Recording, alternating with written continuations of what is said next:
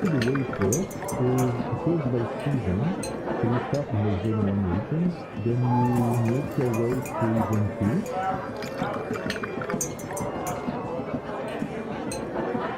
And then to Zone 3, you have the theorycrafting.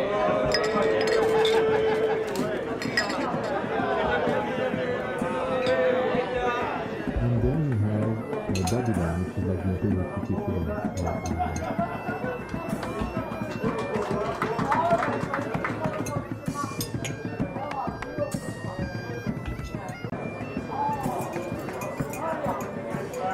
Basically the way it works is it goes by season.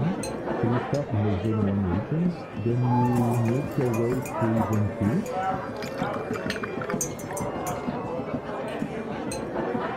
And then to Zone 3, you have the theorycrafting.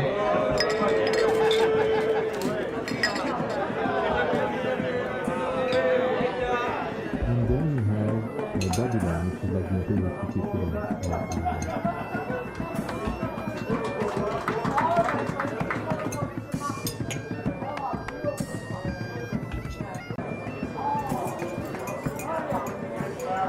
Basically the way it works is it goes by season. So you start in the Zone 1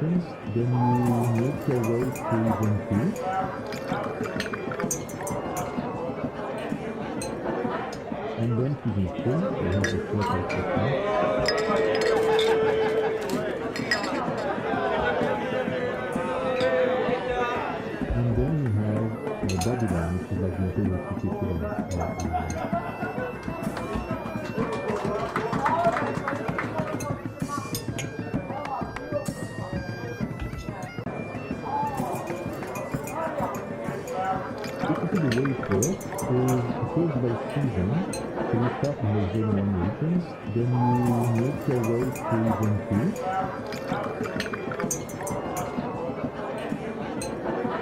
And then to Zone 3, you have the theorycrafting.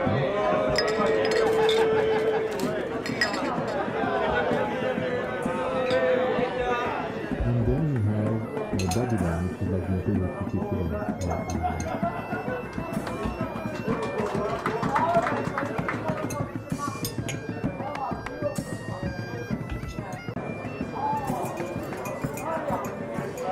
Basically the way it works is it goes by season. So you start in the Zone 1 regions, then you make your way to Zone 2.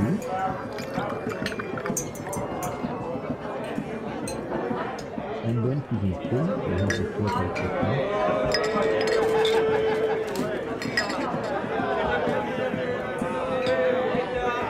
And then you have Babylon, which is like the imperial city equivalent. Basically the way it works is it goes by season. So you start in the Zone 1 regions, then you make your way to Zone 2. And then to Zone 3, you have the theorycrafting. And then you have Babylon, which is like the imperial city equivalent. Basically the way it works is it goes by season. So you start in the Zone 1 regions, then you make your way to Zone 2.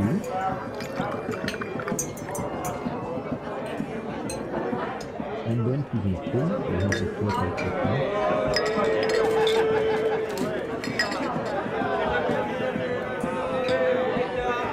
And then you have Babylon, which is like the imperial city equivalent.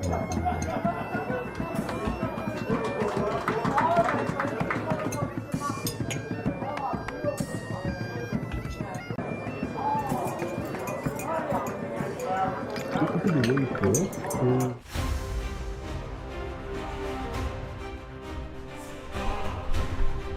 Yo.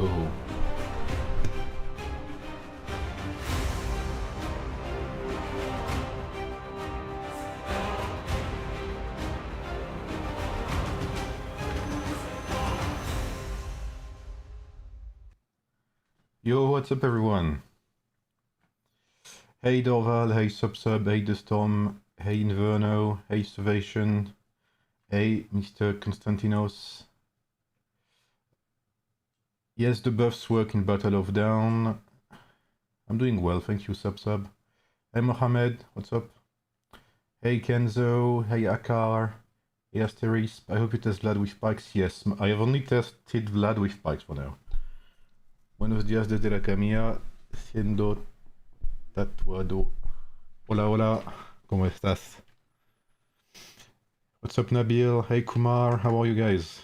Hey, Lord Ferg. Hey, Age of Farm. Where's Robin Hood? Can anyone ban this guy? No, I'm kidding. Nah, the Robin Hood is a great... I mean, he's a pretty good hero, Robin Hood. But...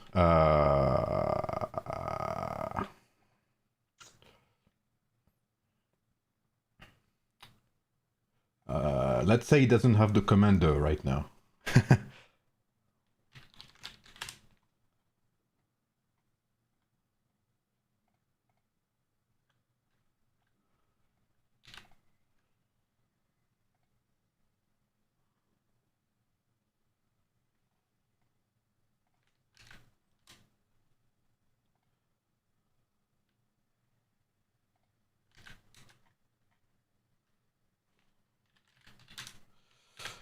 Alright, just need to do this. Robin Hood is a pretty good hero himself. Alright, sure, Constantinos. What's up, Abedin? So yeah, after this Battle of Down, there will be... I will show you my results. Lubu, Robin, Ashoka. It doesn't work because Robin buffs secondary strike signature skills. But Lubu's signature skill is not secondary strike, it's passive.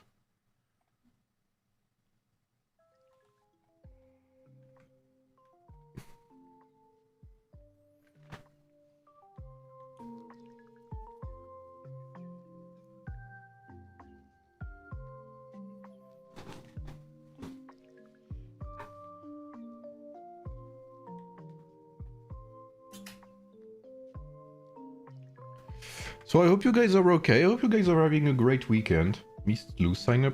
No, that was my bad, Anasin. That's because I think she was registered for 11 UTC on Sunday. And since on Sunday we'll have... what's it called? On Sunday we'll have MEE. And I think you were already registered for like another time. So I didn't want to, you know... add more stuff on your plate, basically. What's up, Datenshi? Be careful while driving, bro.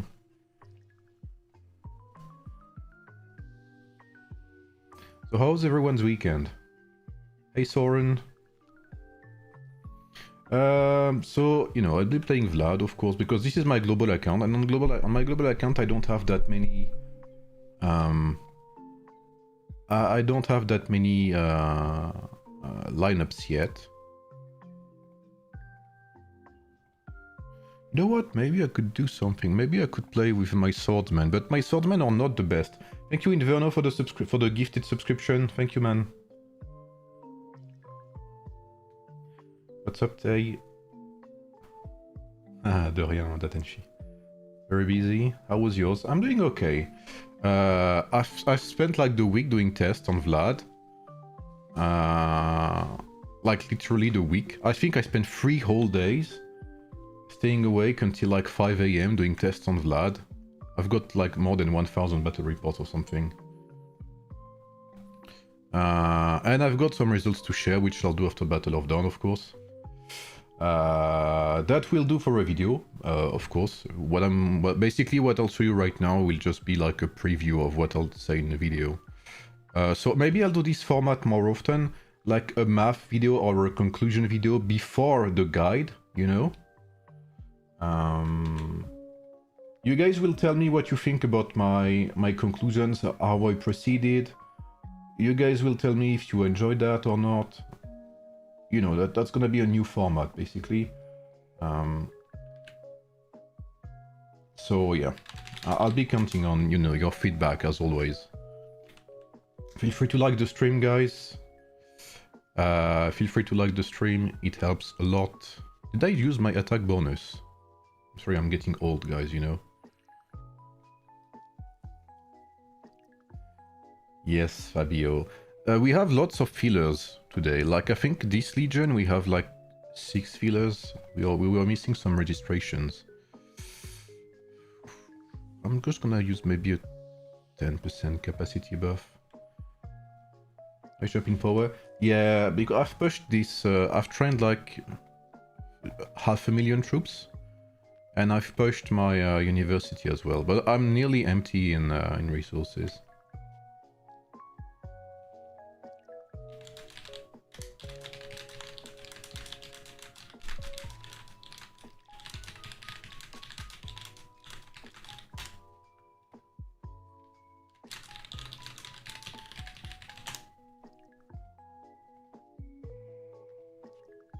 Salut Emmanuel. Hey Sigam, I wanted to know if I can put Celestial Spark on Mia, Divine Warrior on Tribuana and Tranquil Water. Celestial Spark on Mia, Divine Warrior on Tribu and Tranquil Water. Yeah, absolutely, Abedin.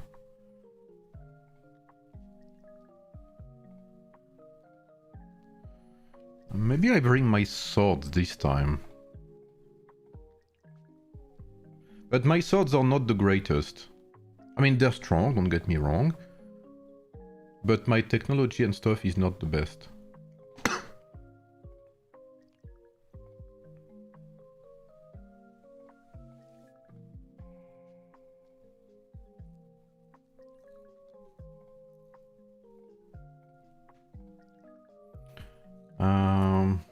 Better win this? Yeah, I'll try. Like, my rings are very, you know, very... Like, my skills are very... very basic.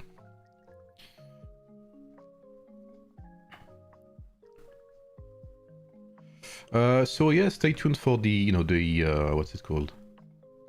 The results afterwards. We have switched to Persians. Yes, well, basically when I have Tribuana, I usually take Persians. Why Miyamoto? Because I don't have King Arthur. What rings do you use for swords? You can. There's a lot of rings that works for sword. Because I want to play Miyamoto. What's up, Abid? My rings, you can use Clover, you can use Bear, you can use Deer, you can use Lofty Mountain, Tranquil Water, Badger, any of these rings. Supreme, yep. What's up, Native, Otto, Robin, and Sid? Ooh, why not? Actually, why not? I need to test that, yeah. Maybe not Sid, maybe Otto, Robin, and... what's his name again? Saladin. Oh, capitals. Capitals... Today we take West Kingsland and Nalos.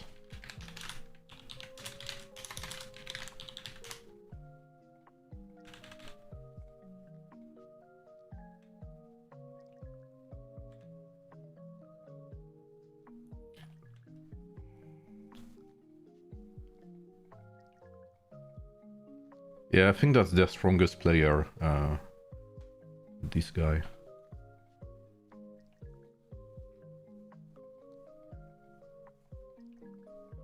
But let's see, let's have fun.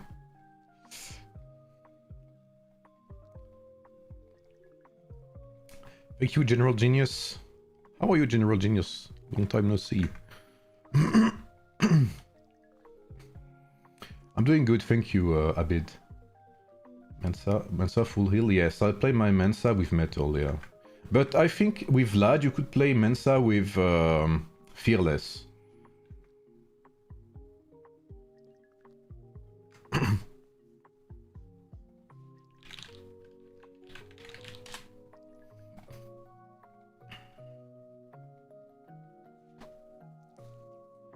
Get the W? I'll try. Actually trying to by train, I need some entertainment. Ah, alright. Hope you... How long is your trip by train? My Vlad is 5 stars. But for sure, like Vlad is better than Boudica, like no matter what. Especially if your Boudica is 3 star, because Vlad has a way better 3rd and 5th star than Boudica does. You try Marshall Packs? Yes. I have Otto 5 star already. I have Octavian, and I'll try to get Xin Shi Huang later this season. You have 5 star Barbarossa? Basically, if you have... That's gonna be one of my conclusions. If you have 5 star Barbarossa, if you're low on Empire coins, then maybe it's not worth it to push for Vlad.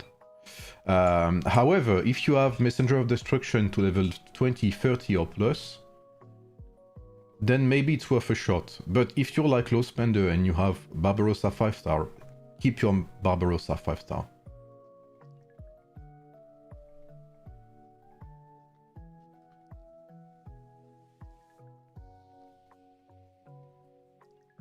No, I don't have anything left to push. Age of.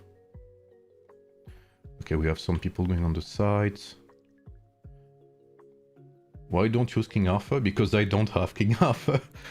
I'm VIP 14.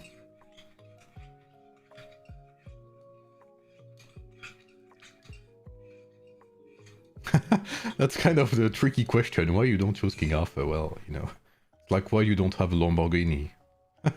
Well. Okay, Gloria, let's see. Let's see Gloria's Lubu against my pike. Okay, yeah.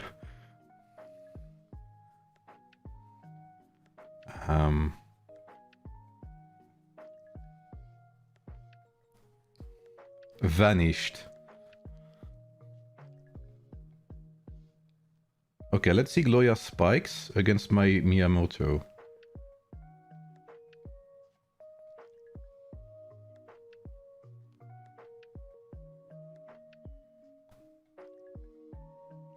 Holy shit, that Lubu exploded. Okay, let's camp a bit. My Mia is pretty strong, yeah. But the good thing about Miyamoto is you don't need like a shit ton of expensive rings. That's what I've been saying for a long time, you know? Can I catch her? Yeah. Let's see.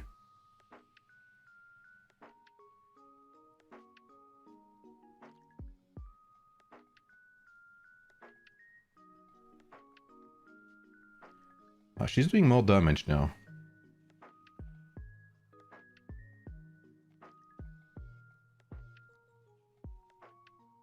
Come on, guys, attack me. What's up, Fallen? Yes, I have King...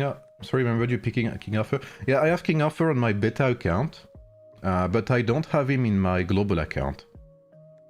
I have two accounts. I'm sorry, I don't know how to pronounce your name. Sadly, I cannot read Korean. I'm very sorry. But yes, I don't have King Arthur on this account. Hey, Kyo. MM rings. Still Clover Squad. Yeah, I don't have Skyward, so I'm playing with Clover, Deer, and Bear. But Skyward is like the best if you can have it, of course, but it's a bit expensive for me now.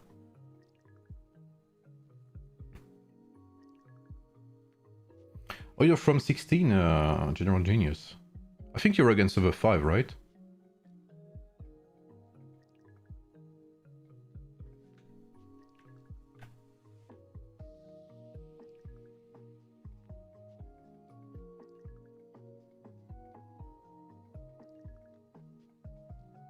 Which ring would you recommend to get from the new ones for swordsmen? That's a tough question. Maybe there's Divine Warrior or something looks pretty good, but I haven't tested it, so I cannot say for sure whether it's good or not.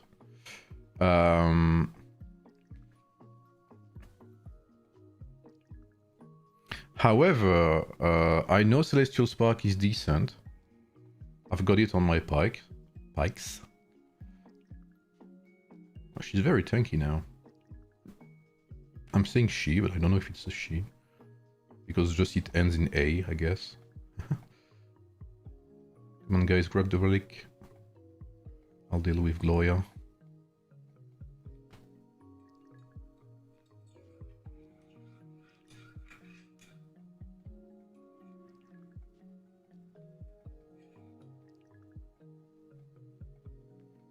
What the fuck?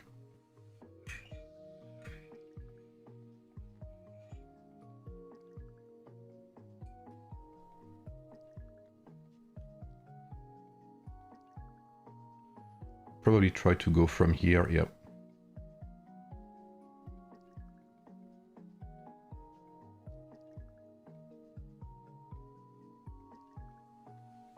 probably leave that sword for someone else.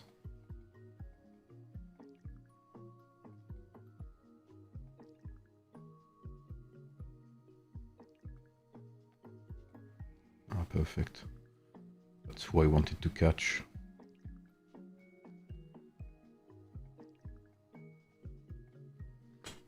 My main is on server 119 now.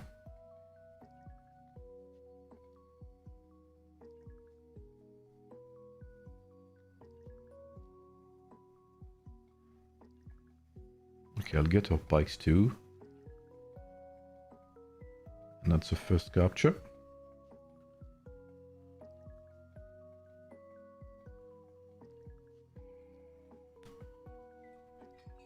Let's see Vlad against Cyrus. Well, I'm very low HP, but...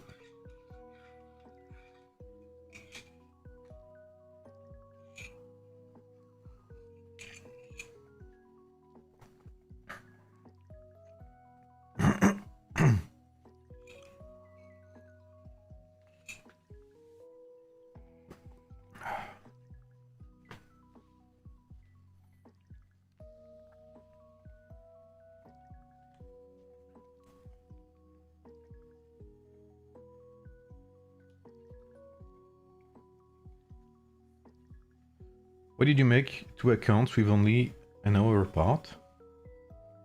Oh, that's not... Okay, you're not talking to me, I was wondering. Seiglebu rally rings the Celestial Park with Eastern Heavens. Yeah. Le cigare me la forme, dis-moi, je joue Mia une étoile. Lagerta, Trib, tu penses que jouer Gang 3 serait mieux que Trib 1? Non, non, non. Je ne pense pas.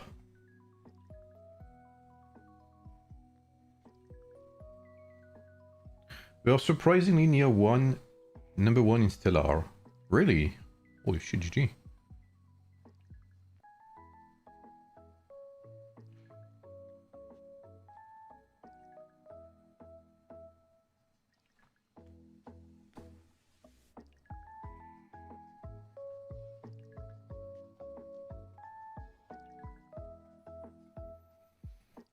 What the fuck?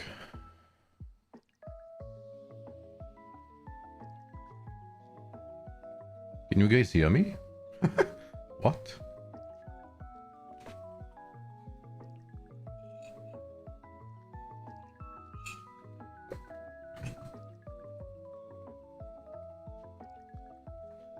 Okay, let me restart BlueStacks.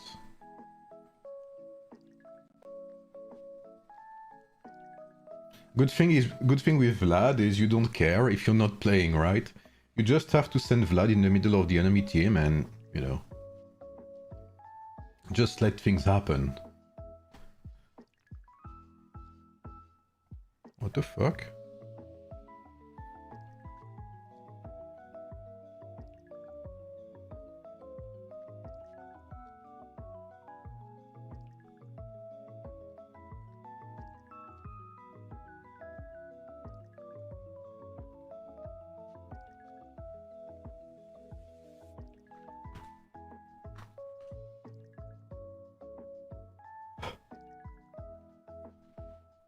I cannot reconnect.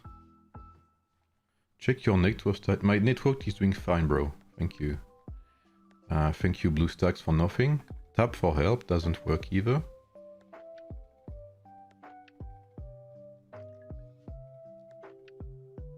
Okay, I'll try reconnecting again.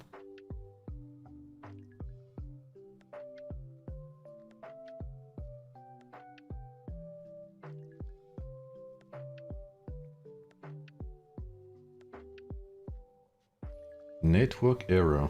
Alright guys, we'll have some real mobile gameplay. Because I still need to win this. Maybe if I put the sound, you know, you can have it. Oh, and I don't see my lineups. It's perfect.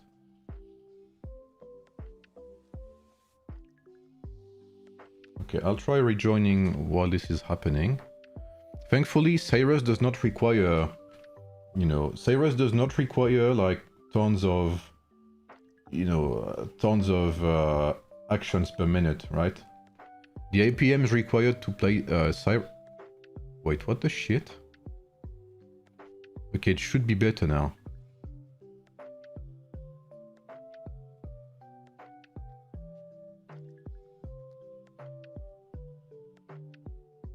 Okay, wait. Woo! Okay, we are in. What's up, meaty? Alright, I didn't miss anything, guys. I didn't stay AFK here for like an hour. That's wrong.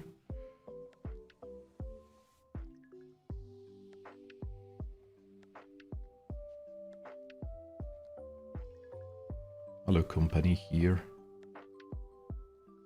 I'm gonna go with you, Cup.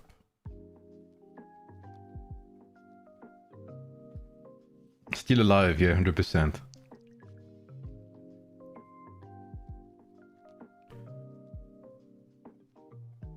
Oh, who's that? Nasty Pike.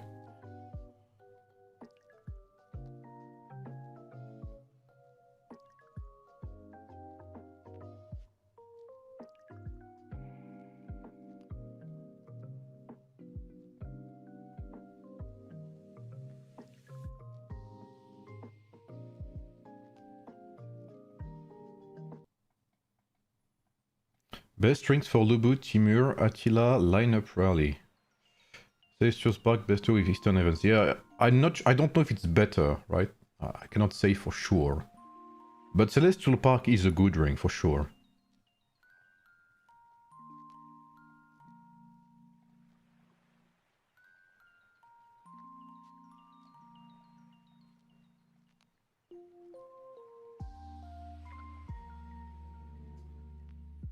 He's not bad, that guy, Sensi Salvo. He's doing good damage. Yeah, there's like all of server 17 on the stream right now. What's up, guys?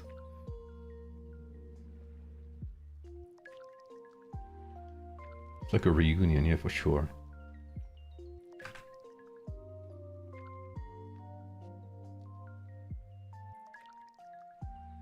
Oh, hello there. Oh, goodbye there. How's Radiant Aegis doing? I don't know if anyone's playing on Radiant Aegis. Oh, no worries, Flynn, this is entertaining. This is what it should be. Like, to me, the best scenario is that the chat doesn't revolve around me. Like, this is a chat for you all to interact and talk to each other. You know? If I mainly only run one march, get Eastern Heavens as high as possible or keep it at level 20. I think 20 is good enough, because like the main reason is that it's a very specific ring, you know? So it will not benefit any other lineup, basically. For now, at least. We don't have any lineup that really plays around normal attacks, right? What's up, Hamoud? How are you, man? By the way, someone asked about the Civ. I think it will be either Persia or Ottoman Empire. I think it's gonna be one of these two.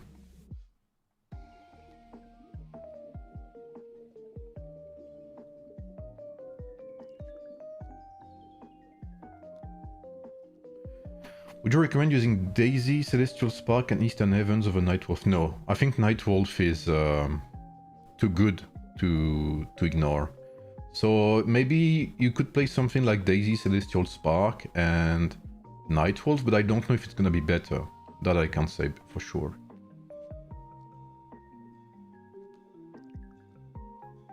Should I upgrade Tranquil as high as possible then, to be able to change the two rings? Tranquil Water is an amazing ring, yeah, for sure. Tranquil Water will be beneficial on every lineup. That's what's so great about it. I'm still alive here, by the way. Can you get Spark? I do have Celestial Spark on this account. It's level 28. I am missing a few components to make it 30. But it's getting there.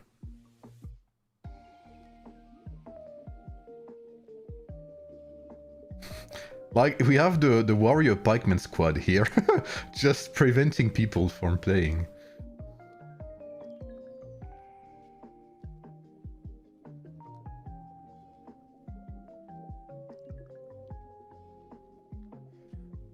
It's a win, yeah, I think so.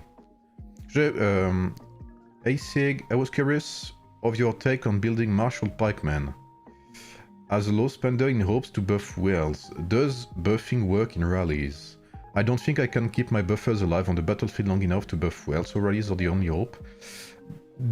I so I haven't tested that myself. But as you know, as you maybe know, we do talk a lot about these lineups on my Discord server.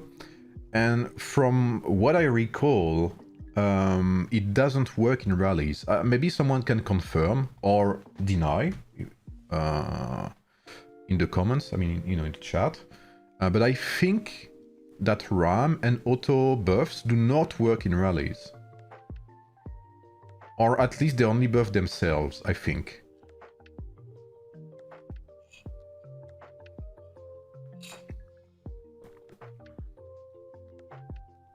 $28 is heavy, yeah. Yeah, my Cyrus March is pretty nasty. I have like Celestial Park 28, Tranquil Water 30, and Messenger of Destruction 43, I believe. Oh, what's this?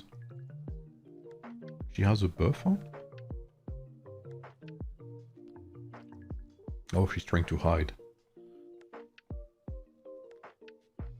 My teammates are having fun here. I don't know how many of us there are. She's doing some big damage, by the way. What's on Martial Pikes this season? I think they're for sure interesting. But are they better than... 1, 2, 3, 4, 5, 6... Okay, we have 6 AFKs. But we had a lot of fillers in this Legion, so that's okay. Thoughts on Martial Pikes season? I think they are good. I think they're okay. Especially, I think someone made test on my Discord server again. I'll sometimes mention my Discord server because people do a lot of tests. Obviously I'm not the only one testing. Thank God for that. So people do tests, and from what I've seen, it looks like auto Octavian QSH is like 2 times better than Caesar Ram Octavian, to give you an idea.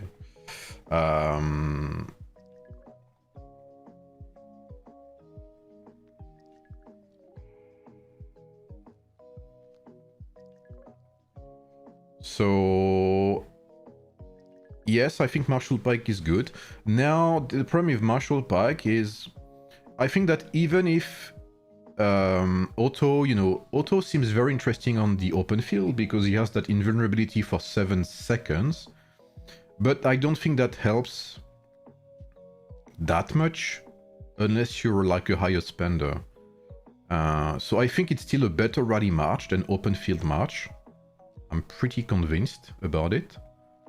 I will test them myself when I get QSH.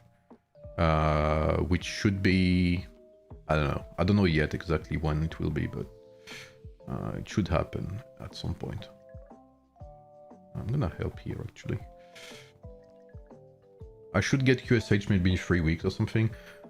I should probably avoid that much then. When whales fight whales, I'm usually taken out too quick to buff them significantly. Yeah, that's the issue with the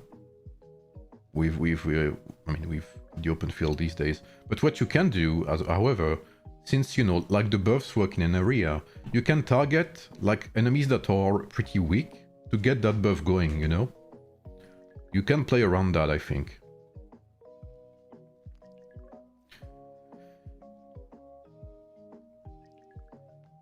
Yeah, Martial Pike are pretty decent, I feel like, and I'm gonna play them, I think, this season when I get QSH. What are the resources you focus on being this far in the game? Research speed ups. Technique points a bit less, now that I'm 140. I'm looking for mount research, the mount insight points or whatever for the research. Hammers, like rings are so expensive, you're never gonna have enough armors. That's the sad reality. So hammers, research speed-ups, I would say in priority. And tiny bit of technique points. But if you haven't unlocked the last research tree, I would say technique points come first. Then what else? Ooh, nice burst early on here.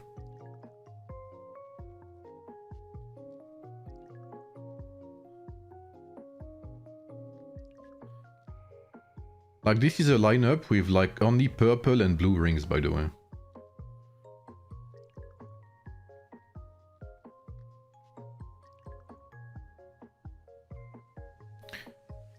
Will make Vlad test after BOD? No, I will not make Vlad test because I have finished my test, except for cavalry. But I will showcase what I found about Vlad on pikemen. What do you think about Zhuge Liang? Zhuge Liang is an upgrade for sure. But he's not, again, like, you know, like I said, he's not as much of an upgrade as I thought he would be.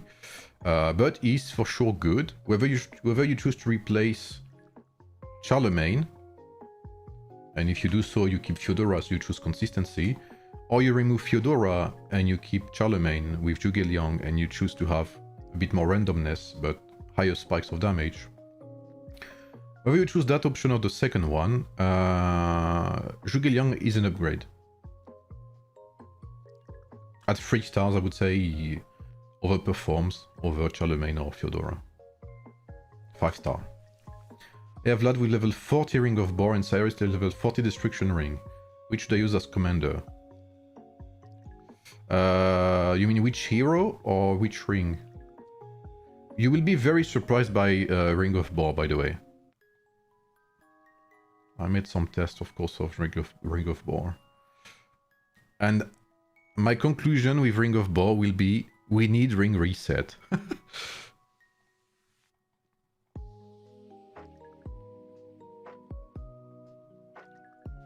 Alright, that looks like a solid win, folks. I don't know how Radiant Aegis is doing.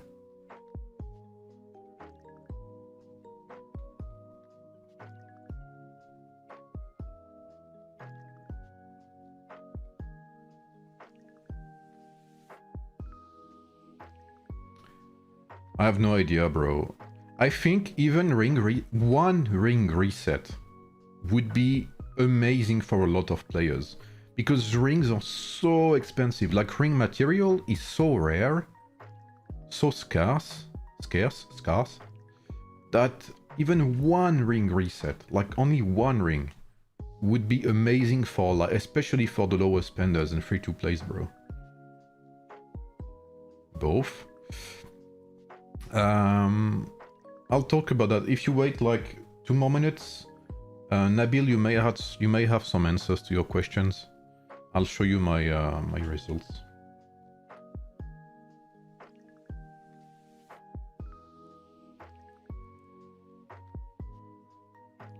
Because like for free-to-plays and stuff, the only way to get ring material is when you use hammers, and which you don't get a lot of, and arena. And arena, you don't usually get a big placement if you're a lower spender. So you most likely will get the, you know, universal medals or something like that. So I think it would be a very nice move from them to actually, you know, give one ring reset.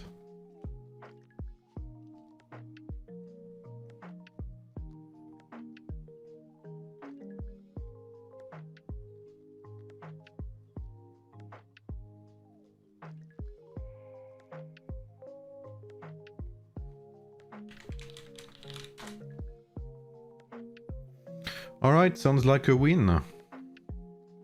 GG. You skip Marshall Pike if you don't have Ram in S5. Nope, I will unlock Xin Shi Huang. I'm not too sure, but I would say Xin Shi Huang is better than Ram. Should low spenders buy ring materials from the ring store, Or keep the coins for potential future rings. I think I would keep the coins, yeah.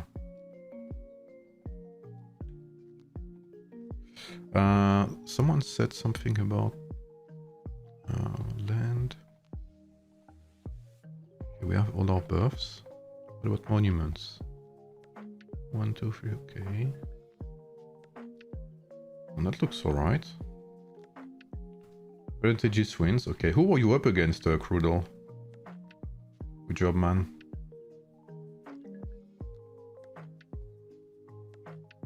Recommended lineup is both together now. I think that's horrible.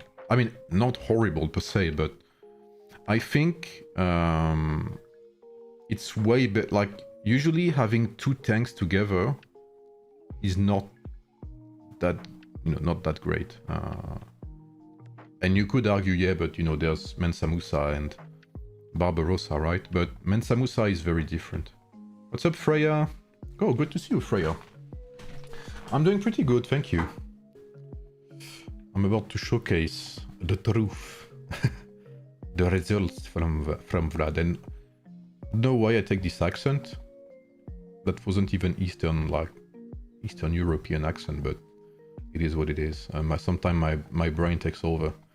What mercenary is good for Ramses March? Persian. I agree, Fallen. Yeah. Alright. So apparently we won both, which is amazing. Let's have a look. Let's have a look at the results. Enter battle records. Oof. Wow, we had 10 people not online. 11 even.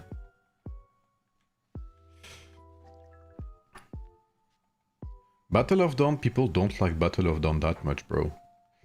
So we always get lower participation during these events.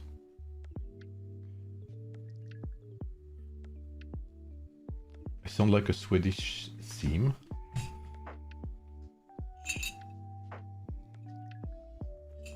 Okay, let me set up my... Okay, I'll also make an...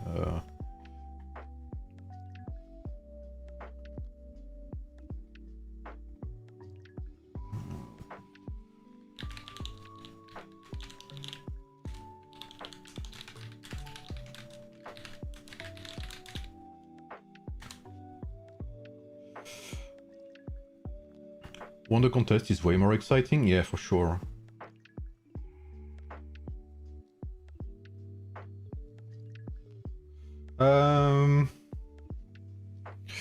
Okay, let me set up my thingy.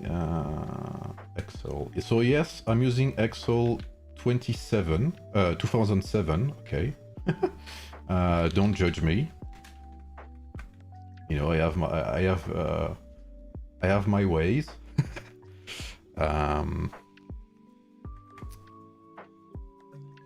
All right. So that's here. How do I do that? So maybe we go back to discussion. Maybe we had this here.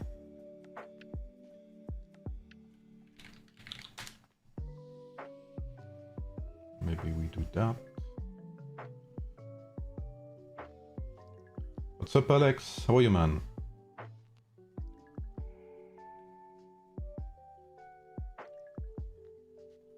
Okay, so if I do that, you guys see the top right? Yeah, top right, top left of my screen. Okay, good.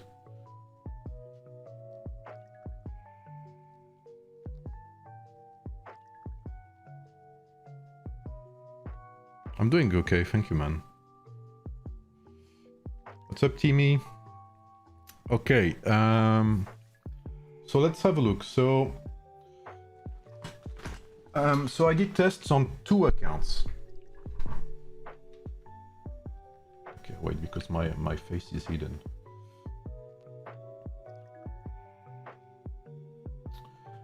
So I did tests on 2 accounts, but I'm gonna explain to you how I did things, so you can have an idea of how I proceed and to help to understand the logic behind it. So every test has a purpose, of course. So on this account, which is like pretty much a Kraken whale account, where everything is 5 stars. So Vlad, Boudica, Barbarossa, Cyrus, Mensa Musa, etc. So because I don't have Boudica on my global account, so I needed another account for the Boudica tests. So the way I do things, as you can see, there's always a purpose. The purpose here is to determine, with no external influence, no rings, no gear, no whatever, which hero has the best base performance. By that, it includes, you know, resilience, so duration of fights, DPS, so DPS will include the total unit skills, because this is swarm setup, this is not 1v1, this is swarming setup, so against tribes. Supply bounty. Duration, ratio basically is the ratio is the way the game gives us like kind of a DPS reference. And then I have a couple of more of setups I use which are not necessary, but they are important to check the consistency. Meaning that you will see that I did, so this is this account B, which is not mine, and this is account A, right? So you see that, for instance, I did Cyrus, Barbarossa, and Samusa 2 times for 2 different sets of tests.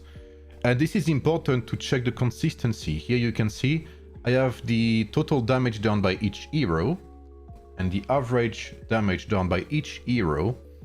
And I have the total damage in percentage, which means that in the Cyrus, Barbarossa, and Mensa Musa setup, on average, Cyrus deals 85% of the damage done in the lineup. And if I look at the Kraken account, I'm at 83%. So this is very similar. It is consistent, right? It's important because if here I add like 40% damage done by Cyrus, then I have an issue. There's a problem. So that's the first thing. So this set of tests here on account B, I use to determine which hero had the best performance, I mean which lineup had the best performance, and which skills worked best also. So it's 20 tests each. Ideally you would need to do 30 tests to have some real coherence and some real, you know, I don't know how to say that in English. Like for your test to be more valid, ideally you would need to do 30, but as you can see, like the fights are already 50 to 60 seconds long, on average 59 seconds. That's 20 minutes just doing that, minimum 20 minutes. So if I do 30, that's minimum 30 minutes. So all of this already has taken me like 3 or 4 days. So like it would have been like times 50% if I had done 30 tests. But this is acceptable regardless. So let's have a look. So I tested different lineups. What's up, Critcat? I tested Cyrus, Barbarossa, Mensa Musa because I always take, whenever I do my test for, let's say, Season 5, I will always take the best lineup from Season 4 or Season 3 as a comparison. Always, I will always redo the base test and use it as a baseline. That's extremely important because when you compare Season 5, you want to compare with something you know, right? So that's the first thing. So in this lineup, we can see that very easily Cyrus is, you know, the main hero. Can you see, by the way, is it very, is it readable? Maybe I need to zoom in a bit for you guys, no?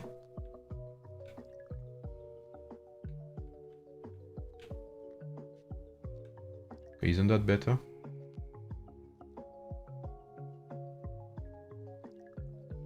How is it now? Way better?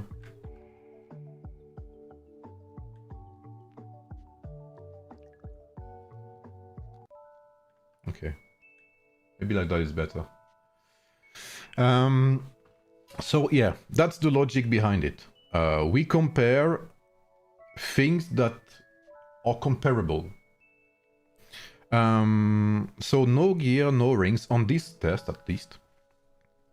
And the same skills always. Whenever I change one single skill, I redo 20 tests. Because if you change one skill, you completely change the setup. So whenever you change one single skill, you change you redo 20 tests, always.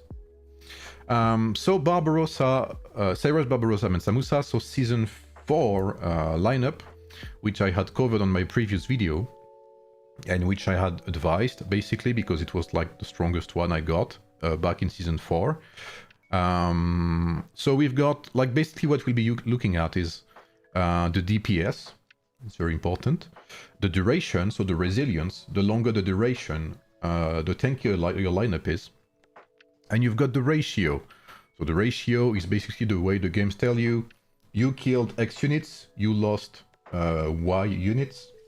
So this is like the, how to say that in English, the fraction, you know.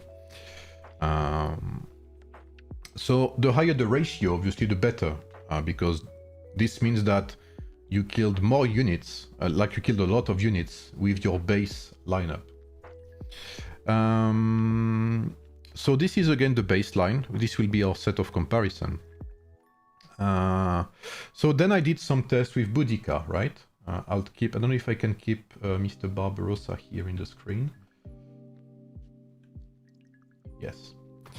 So I did the test with Boudica. Again, this is a season 4 setup.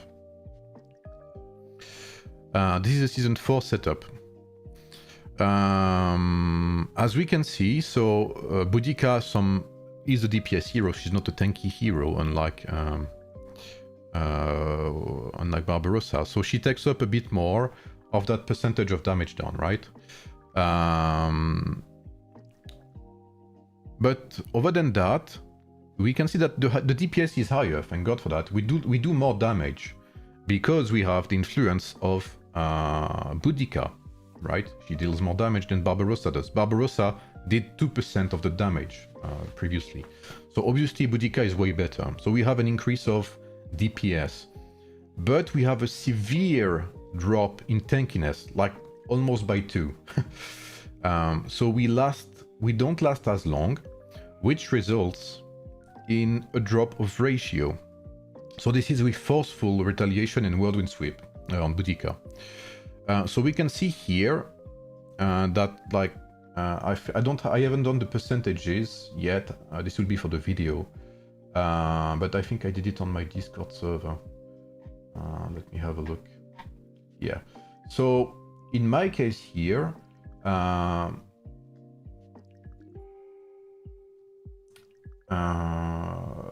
I don't have the percentage, but basically you can see, like, very easily that even in season 3, Boudica is not as good as Barbarossa overall. Boudica is great if you want to do what people call suicide pikemen, meaning that you inflict a ton of damage in a very short amount of time. Then yes, she is great. Which is showcased here by a higher DPS. She has a higher DPS than Barbarossa. So if you want to deal more damage in a short time span, then yes, she is okay. But she's nowhere near, like, she's not comparable to Barbarossa in terms of efficiency. If you fight in a swarming setup, you will kill more units with Barbarossa than you would with Boudica. That is a fact. Because you would survive longer, which means you would kill more units when we compare these two setups. So I did some tests with overskill. So this is with forceful and whirlwind sweep. So I tried forceful and Kingsblade, which is what I advised in my video for season 4. So I still redid the test. This is something I already done before. The DPS is higher. Here we have a higher DPS with Kingsblade because we improve our Cyrus's damage overall and our Mensa Musa's damage by a little bit. Obviously this is very little difference, so this could be,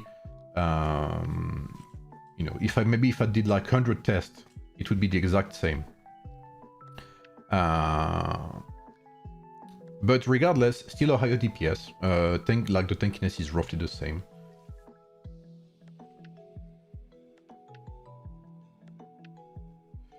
I'll come to that when I showcase my Vlad results, CritCat. And I tried with forceful and counterattack, which counterattack is a purple skill. And we can see that the result is very good as well. It's as good as the one with forceful and whirlwind sweep. So if you are on a tighter budget, you can definitely go for forceful and counterattack. It's exactly the same. As long as you have forceful retaliation, basically, Boudica will be decent as a hero. That's the first thing I would say, I guess. So that's already something I talked about, like on my season 4 video, is that Barbarossa is overall better. You will get more kills out of him. Now Boudica is basically, if you have Boudica 3-star and Barbarossa 3-star, you will have roughly the same. Like Barbarossa will still be a bit better, but you know, Barbarossa's 5th-star is very, very good. So that also explains why his results are so great here. But even if both are 3 stars, Barbarossa will still do better because of the synergy he has with Cyrus, which Boudica lacks, basically.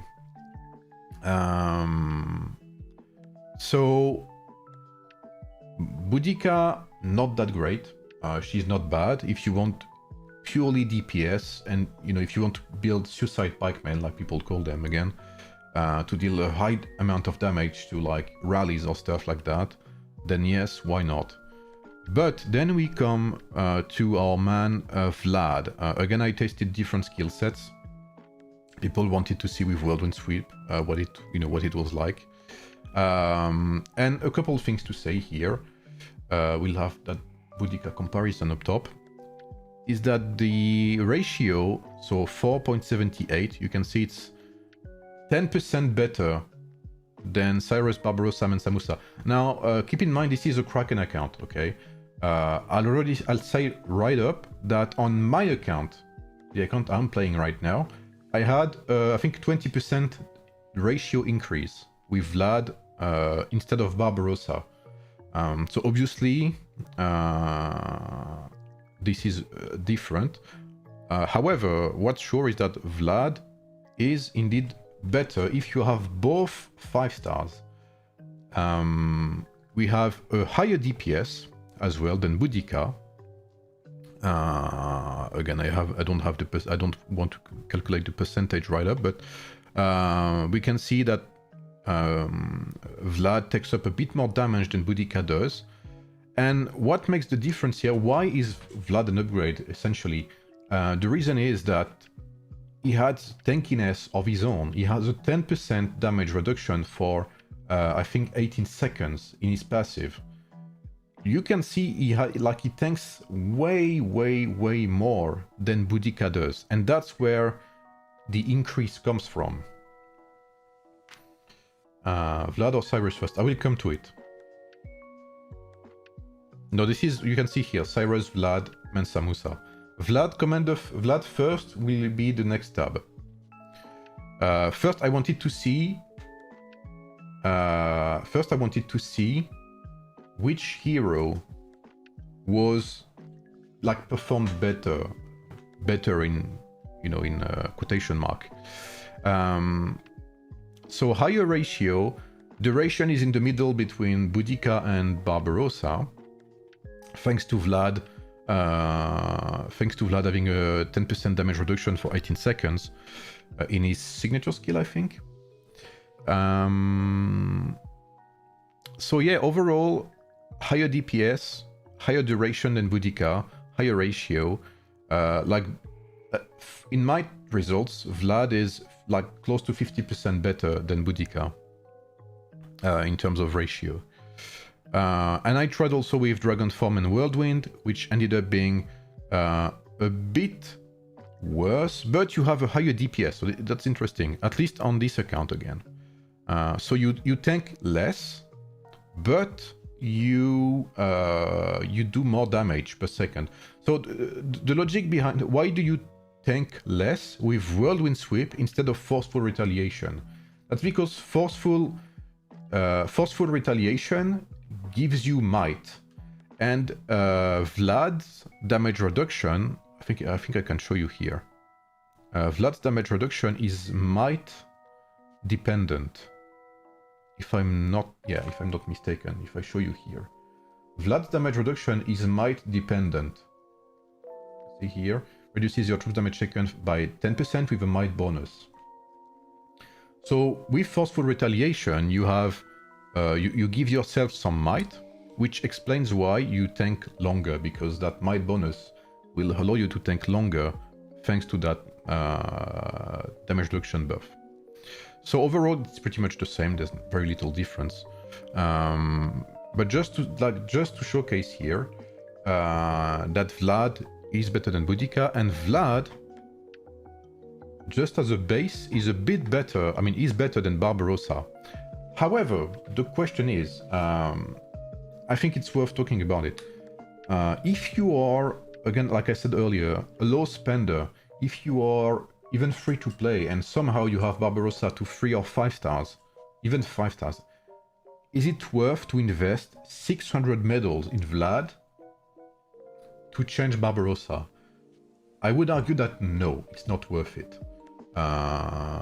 Even if it's 20% of an upgrade. If you have Barbarossa 5 stars and you're tight on budget, do not change your Barbarossa. It will still do very good. But if you have the budget, if you have Messenger of Destruction to level 20 or 30, or even level 10, maybe Vlad is worth considering.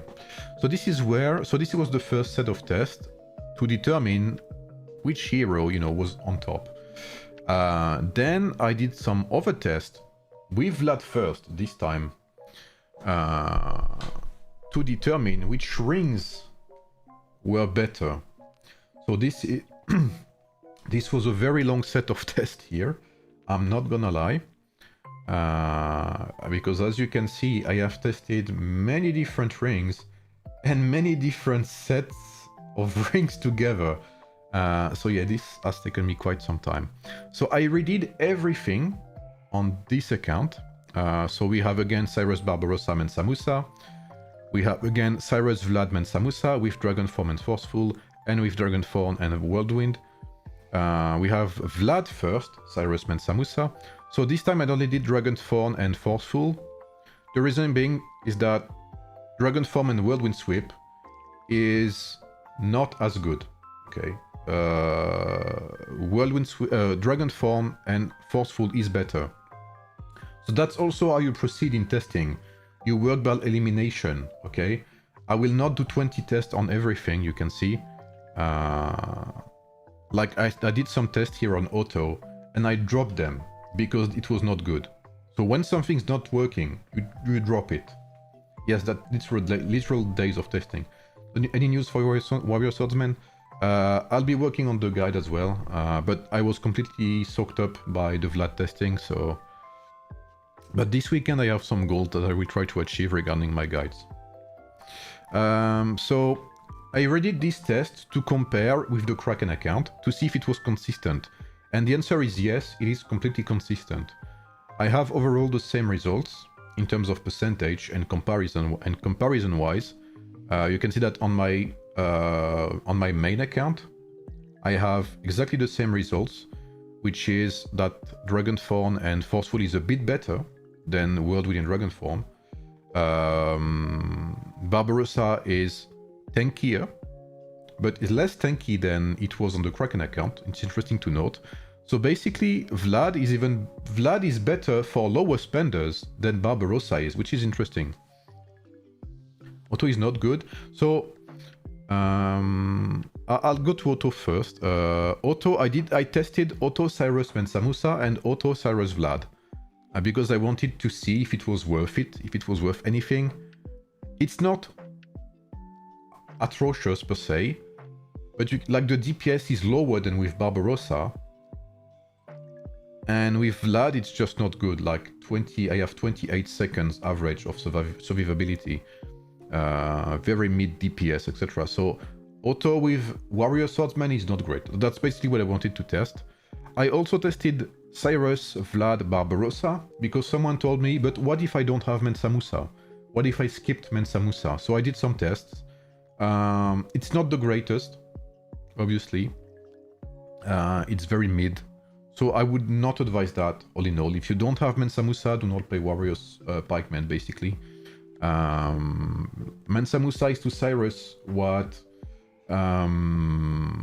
what's it called? What Attila is to Lubu, that's always what I say. What about Auto, RAM, and QSH? I have not tested it yet. Salut Groot. Like you have to see that this is like 3 full days of testing. Like this is 3 days, 10 hours per day, literally. Maybe even more than that. Like I literally went to bed at 5 AM every day doing this. So this takes a lot of time, obviously. And I haven't even done the, like I have a conclusion tab, which is empty for now because I have to do that for the video. But basically,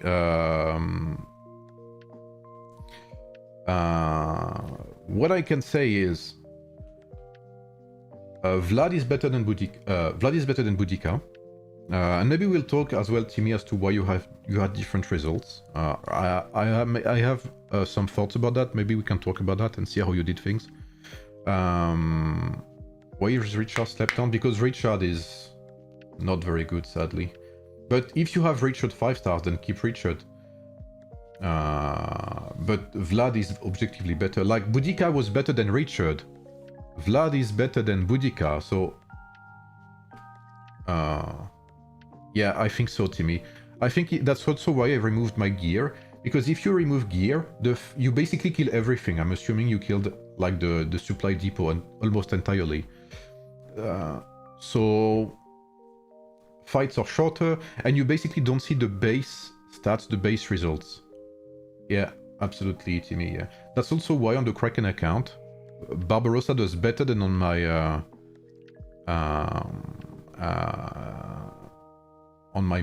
my whale account. What's your hourly rate? No, the community owes me nothing.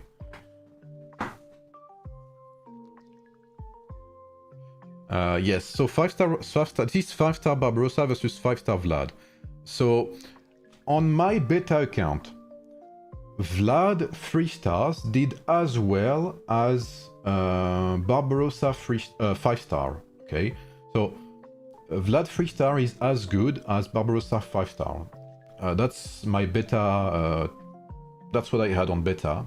It's not on paper yet, but that's what I did. But when I was in beta before I stopped, here I can confidently say that Vlad 5 star. Okay, 5 star is better than Barbarossa. And better than Boudica. However, like I said, if you are low spender, if you don't have Messenger of Destruction, if you are on a tight budget, do not go for Vlad. It's not worth it. If you have Barbarossa already, it works.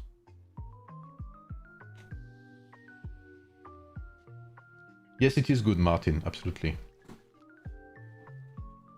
So now, and this is where it gets interesting. I tested rings. So how do I work from here? Like I said earlier, oh, it's a bit bigger as a tab, so wait, I need to do that. I will test on cabs as well, yeah. So how do I proceed?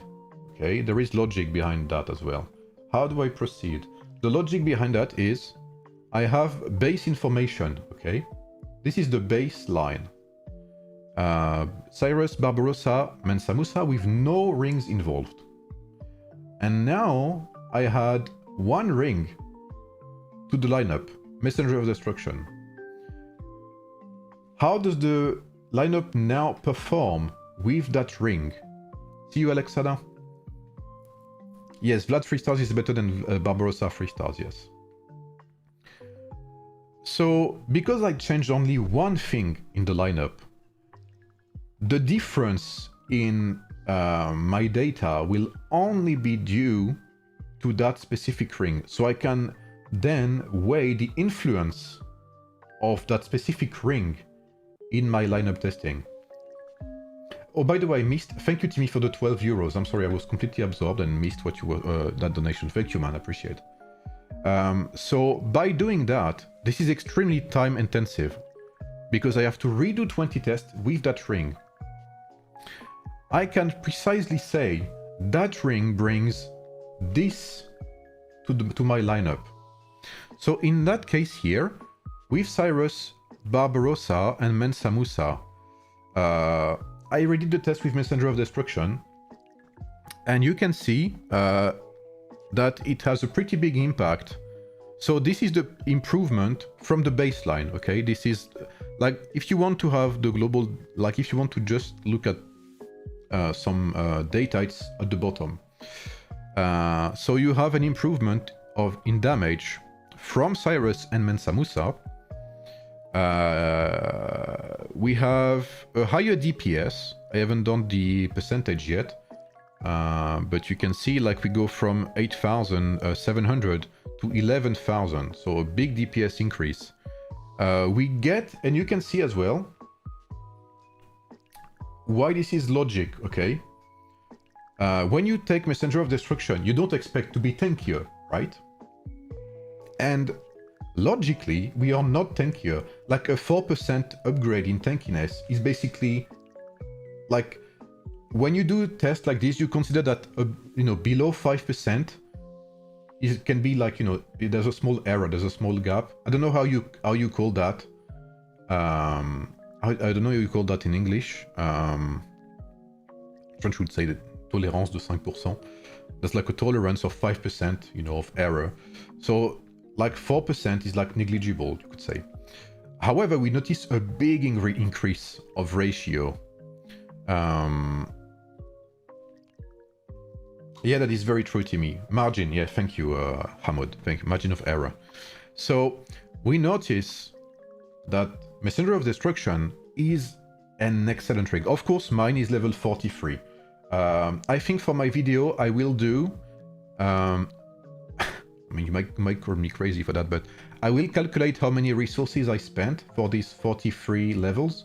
So I will not count 33, I will count level 40. Basically, every 10 levels is a threshold. So for level 40, I invested, I don't know, maybe 2,000, yellow crystals. So how many percentage per crystals is that of an upgrade? I think I will do that for my video. However, still 40%, that's nearly like 1% per level, something like that. That is very good. And it is by far the best ring I've had. So Messenger of Destruction is the GOAT ring. I also tried, obviously, for every single lineup, because you want to compare which lineup makes the most out of your rings. That is very important. Because let's say you are a mid spender, a low spender, you have Messenger of Destruction level 20, which is enormous for most players, okay? We need to realize that. Level 20 yellow ring is enormous for most players. Which lineup will make the most out of that ring? And in my case here, you can see that I had 40% increase, 38%, 39%. And here on Cyrus, Vlad, Mensa, I have a 51% ratio increase on that lineup, which is enormous. Like, this is enormous of an increase.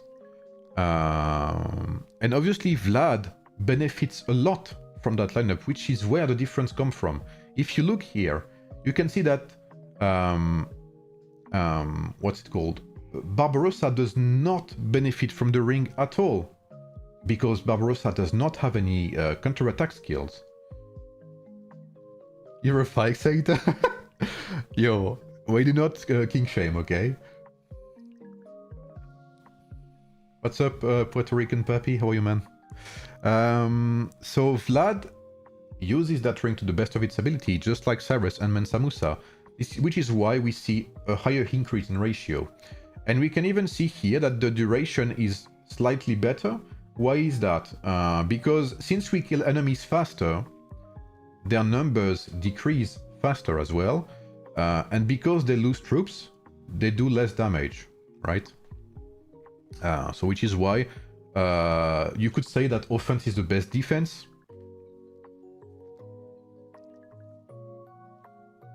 Yes, this something like that is something I usually do for most lineups. I don't always do it because it's extremely time consuming. But you know, people wanted to see. This has been the request for like a year now since I've been doing this. Can you show, you know, like data? Can you show reports? I think reports are irrelevant. Even data to some extent is irrelevant without data is irrelevant without proper conclusion. Ah, yes, I wanted to show. You guys were wondering about Vlad first, okay? So this is the data. Okay, I'll just copy and paste it just here. So you have here. This is the data for Vlad. No, for Cyrus, Vlad, and Mensa Musa. So this is the data for Cyrus first. Okay. This is the data for Cyrus first, and this is the data for Vlad first. Wait, no, this is actually okay. I need to, yeah. So basically, 2.95 ratio, 2.93 ratio, 30 seconds on average for Cyrus first, 31 seconds on average for Vlad first, which is normal. You know, Vlad's commander skill adds tankiness, so fights are longer with Vlad. But the outcome is exactly the same, basically. Like, this is less than 1% difference, 2.95, 2.93. And you can see that Cyrus does have a higher DPS, which is logic. The fights are on average shorter, so the DPS is higher, which is why we have a ratio that's almost the same as Vlad. Here the fights are longer, but the DPS is slightly shorter. Lower, sorry. So, you know, even second, Cyrus still takes most of the damage. Agree, the faster you can kill a troop and get it off the field. Yeah, absolutely, Papi. You will also add in the video the approximate number of hours to get this data. It's absolutely insane. Yeah, this is... like, I've really spent a lot of time, and I think people from my alliance can even... can tell. I think I had someone on Discord telling me to go to bed. I think it's Zagros. At 5 AM he told me, go to bed, bro. Wait, I'm gonna move myself here.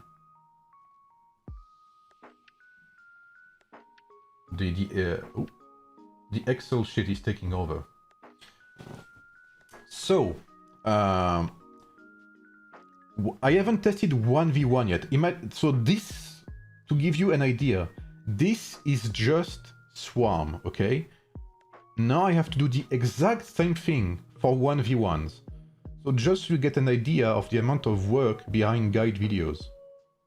This is basically what I do for every guide.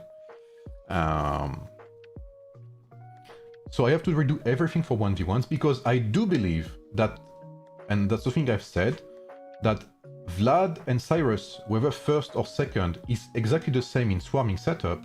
However, I believe that 1v1s, Vlad is better. And Vlad, I think, does better against counters. So let's get back to our rings.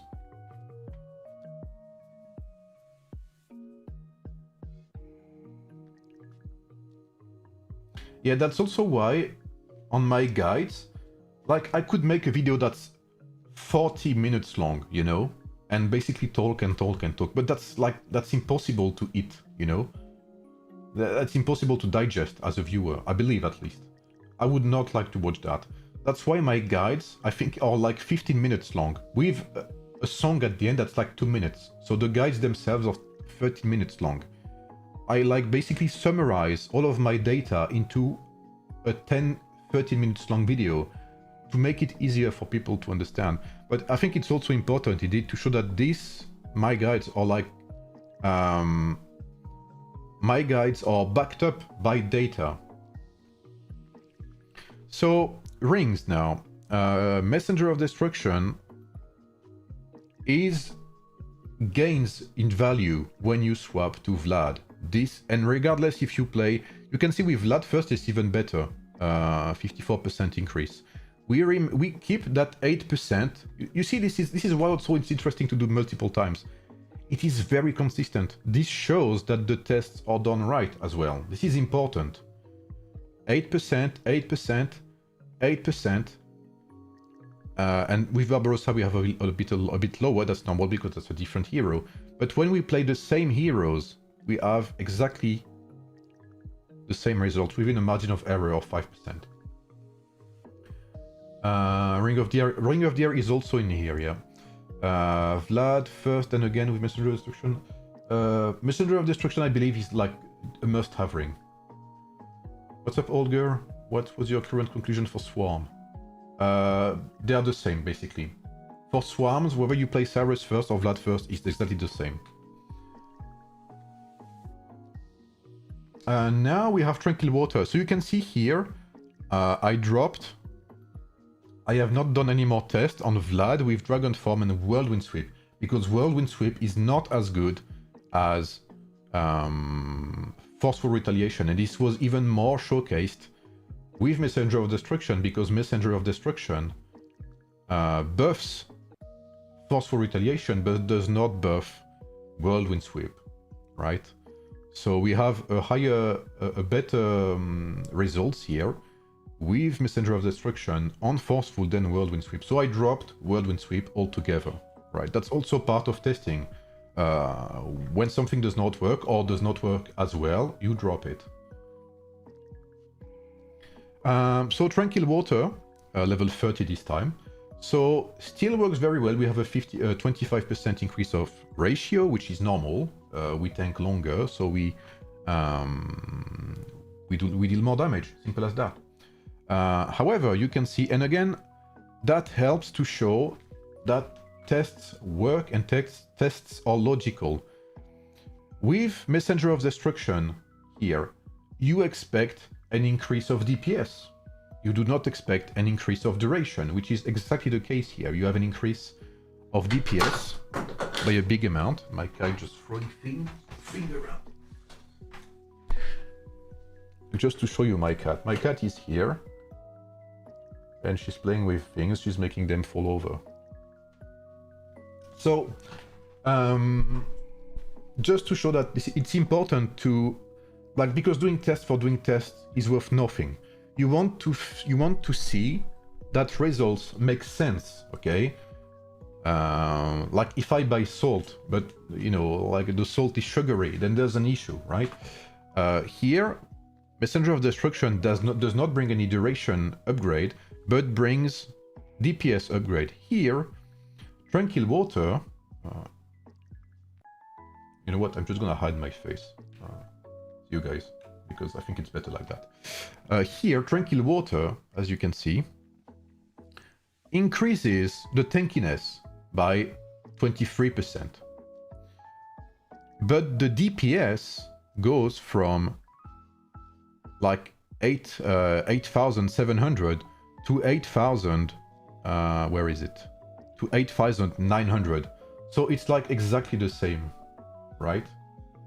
The DPS does not increase, which again shows that it's working. I'll just put myself here. Okay, what's up, guys? And if you have a level,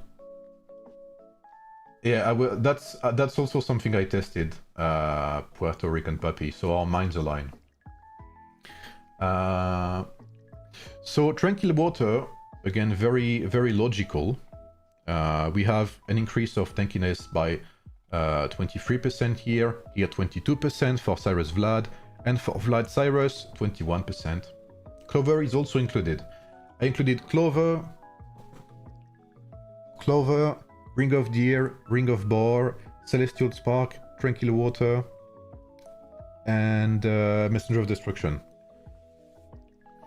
And also, it's important to say, I also did pairings. I tried multiple rings together, because you will see that some rings work very well alone, but when they are paired with other rings, they are less important, let's say. I think even the base tranquil is better, General Genius. You will see, I was shocked by some of the results. Maybe that's one of the thing I could do, you know, like make like a Mr. Beast face. I was shocked by the results in my video. So then we have Clover. And holy fucking shit. So no DPS increase and only a 5% tankiness improvement. I was literally shocked. Ring of Clover does not bring anything alone. Okay, alone. It's important to notice. This is just Ring of Clover alone. There is no other ring. I don't have Lofty Mountain on this account, sadly. We have, it's slightly better when we play with Vlad. We have a 7% increase here and a 3% with Vlad first. So it looks like the more tanky our lineup is, the less Ring of Clover is, you know, as an impact. But again, this is just the ring alone. And we'll see that Ring of Clover actually does a lot when paired with other rings. I think the most shocking one is Ring of Boar. And it's level 30, okay? It's not like I leveled it up. So Ring of Boar, again, we check the consistency. We do have an increase of DPS, which is logical. So the ring does work. And I checked every single report that the ring was activated. And the ring was activated every single time. So we do have an increase of damage and DPS, but the like the time, the duration is the same. Okay, it adds no tankiness, which again we expect from that kind of ring. So basically, the impact of this ring is very mediocre. We have an like Ring of Boar level 30 is only like a 10% increase for Vlad included, because obviously Vlad benefits more from the ring than Barbarossa does, right? That's logical, just like Messenger of Destruction. So level 30 Ring of Boar is pretty mediocre. And then we have Ring of Deer, which is level 30 as well. Okay. So Ring of Deer, again, is a very good ring because it has a defensive passive and an offensive one. It also passively improves the commander's damage, so very valuable ring. So we have a 7% increase of tankiness. We have an increase of DPS, and which results overall in a better ratio, 10%. For Vlad, when we include Vlad in the lineup, because obviously Ring of Deer, for those who don't know, has 30... Ring of Deer will basically buff one of your heroes randomly.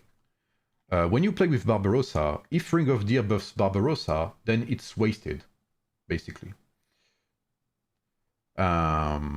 So we have here a 18% increase of ratio, which is very good. And you can see the damage, the DPS here is exactly the same as Ring of Boar, but you get more tankiness. So what's the difference between Ring of Deer and Ring of Boar? Ring of Deer may be a bit random, but if you only have DPS on your lineups, which is the case here, then you still have that DPS increase, and that tankiness, that resilience that's added is amazing. So Ring of Deer is a very good ring. And we have a bit lower results here with Vlad first, because Vlad as a commander deals less damage than Cyrus, so we have less efficiency from that damage, commander damage buff.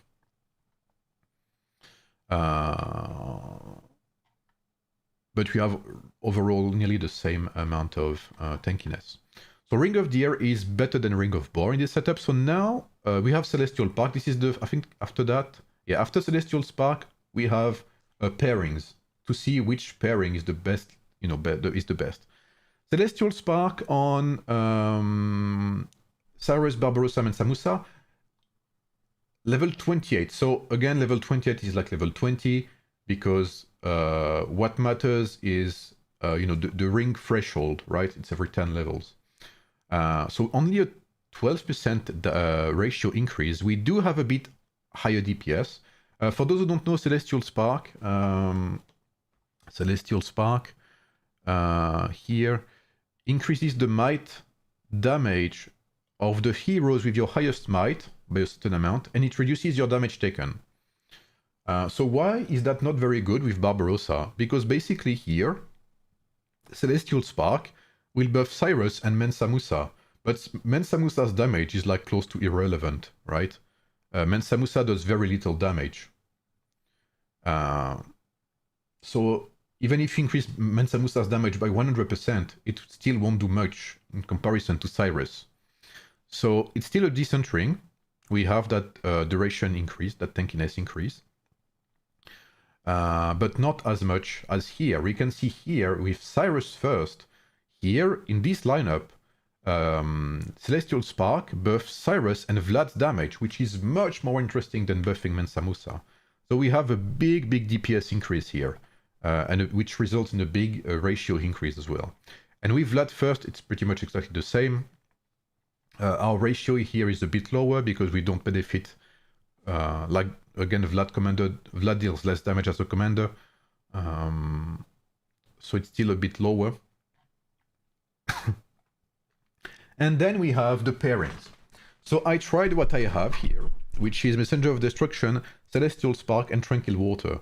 And here you have basically the best of every world. But this is obviously very expensive, so I tried with blue and purple rings. Don't worry. I will be able to tell you which purple ring and blue rings you can play as a low spender. Do not worry.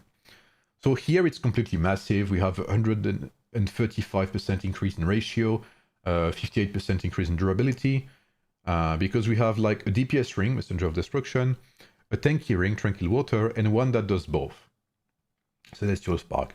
So if you are a Kraken or whatever, this seems very good. Obviously, I haven't tested Lofty Mountain. I haven't tested any other rings because I don't have them on this account. It's very expensive. Yes, absolutely. You can see here, I think some cases where I play Vlad first. Where is it? Some cases Vlad comes close. Basically, when Cyrus underperforms, like here, you can see here, when Cyrus underperforms, sometimes Vlad gets close to him. So here it's like 45, 55, something like that. But you don't play Vlad first for its damage, yeah. But that is to take into consideration for sure. So this trio of rings, Tranquil, Messenger of Celestial Spark, is absolutely insane. It also works with Cyrus first, and like the DPS increase is completely nuts as well. It works also with Vlad first. It's even better with Vlad first, I would say. And then I tested by removing some rings, like here I remove Celestial Spark. And you can see here, so basically this is Messenger of Destruction, Ring of Deer, and Tranquil Water. So I removed Celestial Spark, which is a DPS plus tanky ring, by Ring of Deer, which is also a DPS and tanky ring, but purple.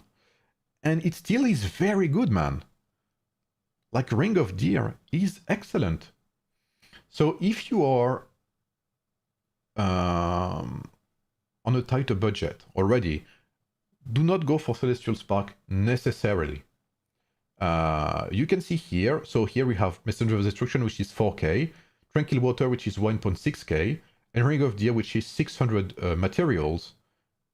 This works nearly as well as Celestial Spark, which costs 4k, okay? So Ring of Deer is an excellent choice. And you can see here, like if you compare these two results here, 135% ratio increase and 129%. Ring of Deer really is excellent. So just wanted to say that because it's more expensive doesn't mean it's better. So if you have Ring of Deer level 20, 30 or whatever, there is no need to go for another ring. And it also works with Vlad first. Then we have Messenger of Destruction, Celestial Spark, and Ring of Deer. So here I removed Tranquil Water for Ring of Deer and I kept Celestial Spark. It does a bit worse. So Celestial Spark was very good first. Daisy triggers Vlad. Ring of Daisy does not work amazing with Vlad, no, because Vlad does not have double attack, so he doesn't do, he doesn't have lots of chances to activate Daisy.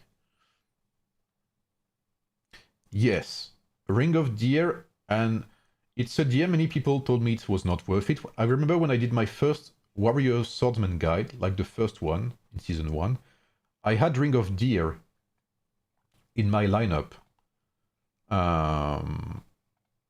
And many people said, like, no, Ring of Deer is garbage, it's random. No, Ring of Deer is an excellent, factually excellent ring. So Ring against Celestial Spark here does not do as well as Tranquil Water. You can see here as well. So basically, if you compare these two results, these are exactly the same lineups, but here I have Tranquil Water and here I have Celestial Spark. So Tranquil Water does better objectively than Celestial Spark. Celestial Spark is 4k ring. Tranquil Water is 1.6k. Tranquil Water is better. So again, lower results here. Still very good, right? Don't get me wrong. And then I think we come to, yeah, okay. Here we come to the blue and purple rings. So this I wanted to show you because I said Clover was bad alone, but now let's see Clover with other rings. Let's compare Celestial Spark with Ring of Clover. This lineup here is Messenger of Destruction, Ring of Deer, Ring of Clover. This lineup is Messenger of Destruction, Ring of Deer, and Celestial Spark. So the only difference is that here I have a Celestial Spark 4k ring, and here I have Ring of Clover 200 ring. With Barbarossa as well. So like we said, Barbarossa does not benefit the most from Celestial Spark. It's exactly the same, bro. Ring of Clover, in this particular setup, does as well as fucking Celestial Spark, bro. So this is what I would advise if you are a lower spender and you have Barbarossa. Messenger of Destruction, Ring of Deer, Ring of Clover will do wonders for you. And if you are on a higher budget, you can replace Ring of Clover by Tranquil Water.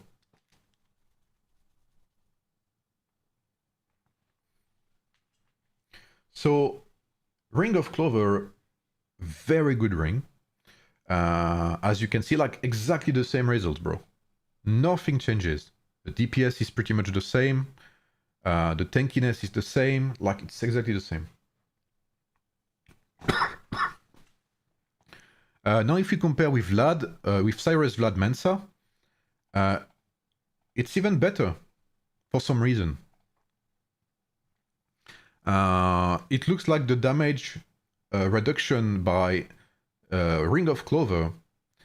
Ring of Clover, remember, every 6 seconds we have 50% chance to activate a 3% damage reduction buff, while Celestial Spark is a flat damage reduction buff.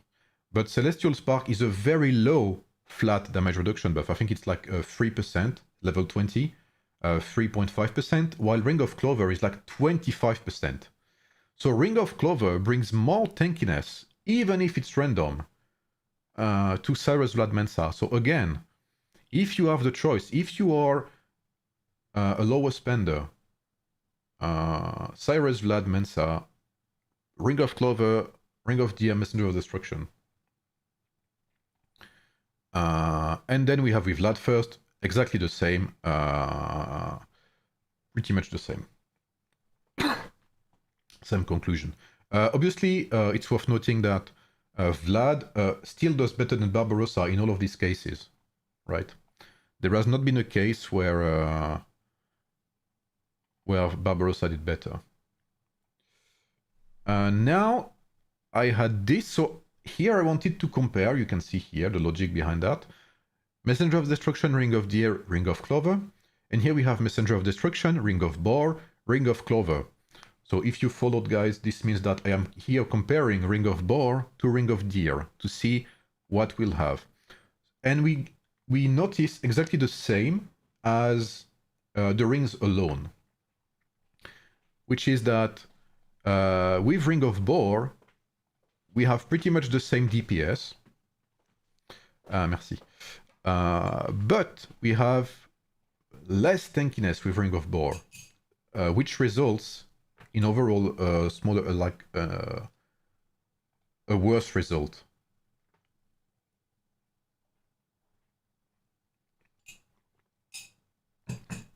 No, you have not tried Messenger of Celestial and Clover.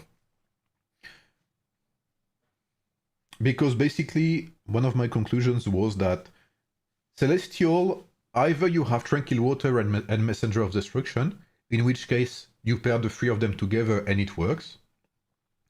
Celestial Spark, if you have like Ring of Deer and you don't have Tranquil Water or whatever, then, you know,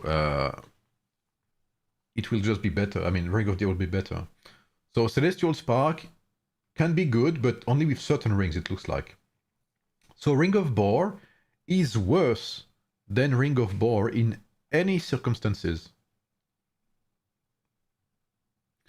And what's crazy as well is even if Ring of Boar allows for more DPS, so again, if you're looking for a Suicide Pikeman lineup, you can play Ring of Boar. You will have a higher DPS. However, Ring of Boar is specific to Warrior Pikeman. Ring of Deer is not. Ring of Deer can be used on Warrior Swordsman, Martial Pikeman, even fucking Lubu. Like, Ring of Deer can be used in any situation. So the day you decide to drop Warrior Pikeman, you will still be able to use your Ring of Deer. But if you decide to drop Warrior Pikeman and you have Ring of Boar, your Ring of Boar goes to the garbage. Which is why Ring of Deer is such an important investment compared to Ring of Boar. So that's pretty much it. It's shorter to explain. I don't know if I explained it right. I'll try to do it more professional for the video, obviously. Long story short,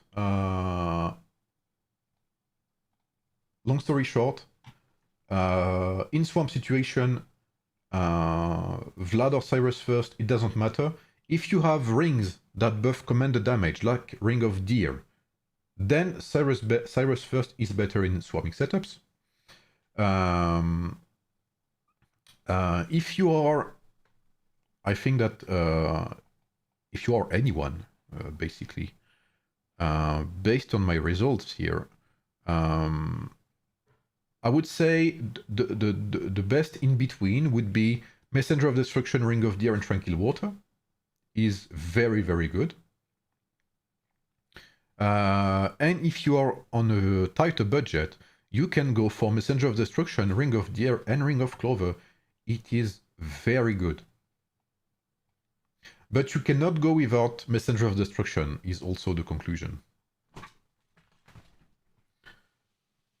I use Forceful Retaliation for the might increase. The might increase is very valuable.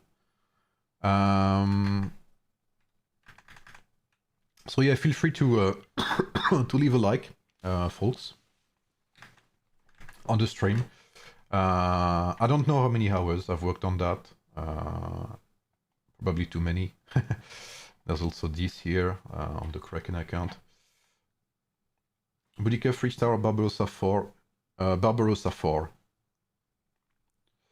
I see, can I skip Mensa and use something like Cyrus Leo Barbarossa until season 5 and drop Leo for Vlad? Nah, Mensa Musa is too good to skip. What about Ring of Deer versus Effulgent Sun on Swords? So Effulgent Sun, my opinion has not changed. I think Effulgent Sun is not worth it if you play Miyamoto. Except if you have level 140 heroes. Effulgent Sun is not worth it if you don't put it at least level 30. In my opinion, Effulgent Sun is only really good if you have King Arthur. Holy shit, thank you Timmy for the 24 euros. Thank you, man. Appreciate it, bro. Data is insane value. Thank you very much. Thank you, bro. No, thank you. Like, I wouldn't do that for no reason, okay, also. My objective has not changed. You know why? Why do I do tests with cheaper rings? Because imagine, like, even I fell into the trap, okay? My Ring of Boar is level 30. And for what? Ring of the Air is better. So someone who watches that video, like, or the stream, whatever, and just starts the game, probably will not invest in Ring of Boar and he will save money. So that's why I started and why I keep doing it, basically. Thanks for being such a pillar in our community and not being afraid to have your voice heard. Appreciate your sick. Thank you, Ryan. I have Messenger and Tranquil. What should I replace Boar with? Clover or Deer? Deer, Kenzo. Messenger, Tranquil, and Deer is amazing. On men's side, you think a level 50 MOD changes the preference of metal over Fearless? I think, especially if you have Vlad, that Fearless Retribution is better than metal, for sure. I didn't change it because I didn't have enough scrolls to test with Fearless 5-star. If you have Celestial Spark, I would say it's only like very expensive, okay? Like in my test here, okay, maybe you can't see shit now. Like Messenger of Destruction, Celestial Spark, and Tranquil Water had the best results, but it's extremely expensive, right?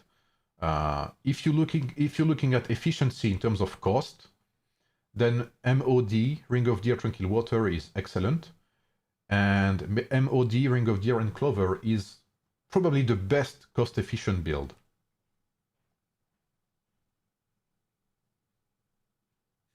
Do you think you could try Messenger, Celestial, and Clover for the Ultimate Guide? Would appreciate it. I can give it a shot for sure. But no. You know why I can't? I mean, I could, but the thing is, something you guys need to see as well is that all of this, if you tried Falcon, I don't have it on this account, sadly. All of this, I was unable to improve my account for 3 to 4 days, right? Because if I do even one research, if I upgrade one castle facility node, if I upgrade one ring or anything, it completely fucks everything. Thank you, Red Star, for the 10 euros. Thank you, man. So basically, all of these tests are done with the exact same technologies, exact same castle facilities, because if I add in like even a 2% damage buff from a building, it can change the results. And ever since I finished this, I pushed for my MEE, for my Mightiest Empire event. So I got, I got some more armor, I got some more might, I got some more damage resistance, etc. So if I was to do the test now, I would have better results than before. So if I wanted to test another set now, I would have to redo everything. At least I would have to redo the baselines. So this is also why testing, when you test something, you always want to reach a conclusion. And you need to do it with a specific setup.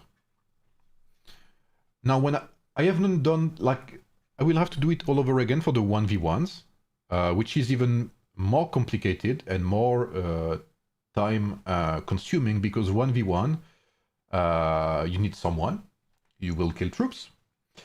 And, when you play with someone, you always have some more time, because sometimes they have to AFK, they have to do things, they are slower than when you do it alone, etc. So it takes more time. But when I do my 1v1s, I will have to redo like all of this baseline, because again, you compare when you do tests, it's to compare something with something. So I will, in that case, when I try 1v1, I will test if Vlad is way better than Barbarossa in 1v1, which I think he will. And I will try to see if Vlad first is better than Cyrus first in 1v1s. And I think he is. But that will be for the big guide, you know. This will just be like maybe 1 or 2 videos to talk about Vlad as pikeman. Is he worth it? Is he not? And bring some, what's it called? Some nuance, you know. Yes, he's worth, but if you're a low spender and you have this or that ring, maybe not. So yeah, it is time consuming. But I like doing it. Like I did it for 3 or 4 days straight, nearly without stopping. But yeah, that will be like the 1v1s will be included in my big usual guide, I think, with the song. Can you share these tables as a link under the video? I could. Is Celestial Spark 10 better than Ring of Ball level 20? Yes, I would think so, yeah. Ring of Clover and Sage of Judgment, I don't know, Slayer. I don't know. I think yes. I would say yes, but I'm not, you know, I'm not 100% sure. I think Sage of Judgment is basically, you know, it's basically the upgrade of Ring of Clover. Like Sage of Judgment is a mix between Ring of Clover and Ring of Falcon. Thank you, Kamani. So yeah, so I will try to make it into a video, obviously, because this is very, you know, very rough around the edges, I would say. Obviously, you still understood my point. Obviously you understood the process as well, because that's important. And obviously you got some, you know, information out of that as well. A quick opinion, I can buy Celestial at reset, which allows me to put Lofty on swords and Tranquil on Cav. Celestial worth it, or use 4K elsewhere? I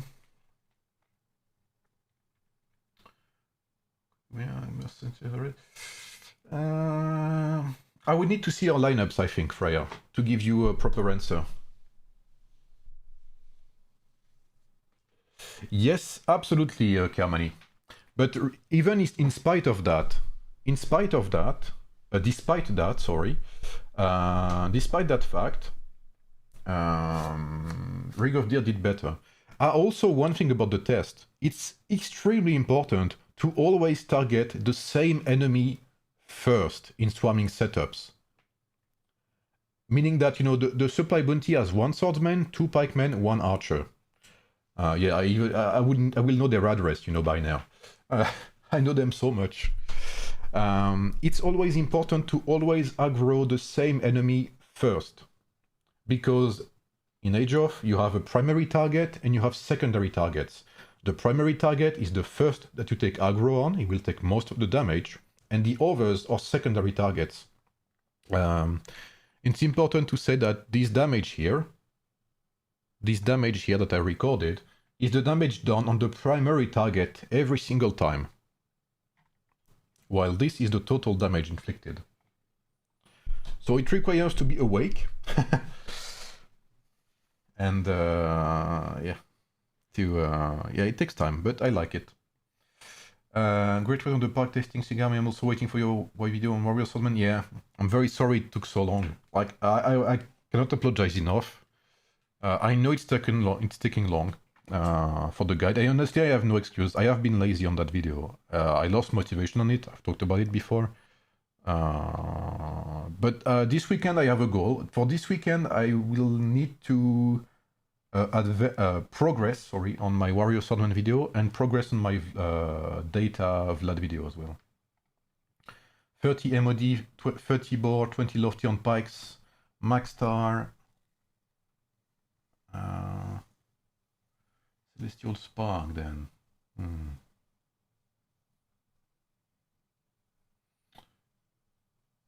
Then if you play Celestials, yeah, I think you can do MOD, Boar, and Celestial Spark. You will have a very offensive lineup with that. So yeah. What are your thoughts about the right side of the Mance tree? Those multipliers seem quite high, even higher than Merc Tech multipliers, and all you need is a simple mount equipped. Yeah, I think it's very strong, and I think it's especially, like, if you buy everything, if you buy everything here, so again, it's a very big if, all right? I think someone made the maths. And maybe someone has maxed out everything. If you buy this every day, you can max the tree like in 2 weeks, I believe. Thank you, Meaty, for the 2 months of subscription in a row. Thank you, bro. Thank you for being here. Basically, thank you, Hamud, for the $5. Thank you, man. For the research, I would say max out this on the left side first to get proficiency. Max out this, bloodline stability. Max out insight advancement. And then you can start working on the right side. Because yeah, it's very big upgrade and it's way less costly than technique points or whatever it's called. But I prefer this video like this than the guide one. Yeah, that's normal. Like the guide, that's always what I've said. The guide is not meant to showcase any data because it's very. It doesn't speak to everyone, and it would make the video longer, etc. The guide is made to. How do I say that? Summarize, like an idea. The guide is my conclusion, basically. The guide is it's to make things simpler, to make things faster. The guides you can just jump into like at a certain point, get a screenshot and you get what you want. And then if you want, you can listen to my explanations. I still give some explanations. Things like, I don't know, like things I would explain for example, with Vlad, like Vlad first is, you will have less DPS, but since you survive longer, the result is the same as Cyrus. That's kind of that's sort of the conclusion I would give in a guide video, and something I will probably say when I release my Season 5 Warrior Pack guide. But now I have shown you why I came to that conclusion, That's something people need to see, I guess, is that whenever I make a conclusion or whenever I say something in a video, it's because I have, data behind and I have analyzed it to bring that conclusion, basically. You think Cyrus will be like Lubu in the future? I think he already kind of is, honestly. It's very different than Lubu, because Lubu can, again, Lubu has a higher DPS, but Lubu is way, way, way less tanky. While Cyrus is more like a grinder, he's like a meat grinder. And also Lubu cannot kill rallies like Cyrus does. That's one of the big points Cyrus has that Lubu doesn't. Is Celestial Spark not a good ring for Pyce or not a good ring in general? It is good, but I think it's not good with everything. Cyrus is less orangey, absolutely, yeah. Celestial Spark, I haven't tested it with other lineups. I will try it with Cav, and I will try it with Swordsman as well.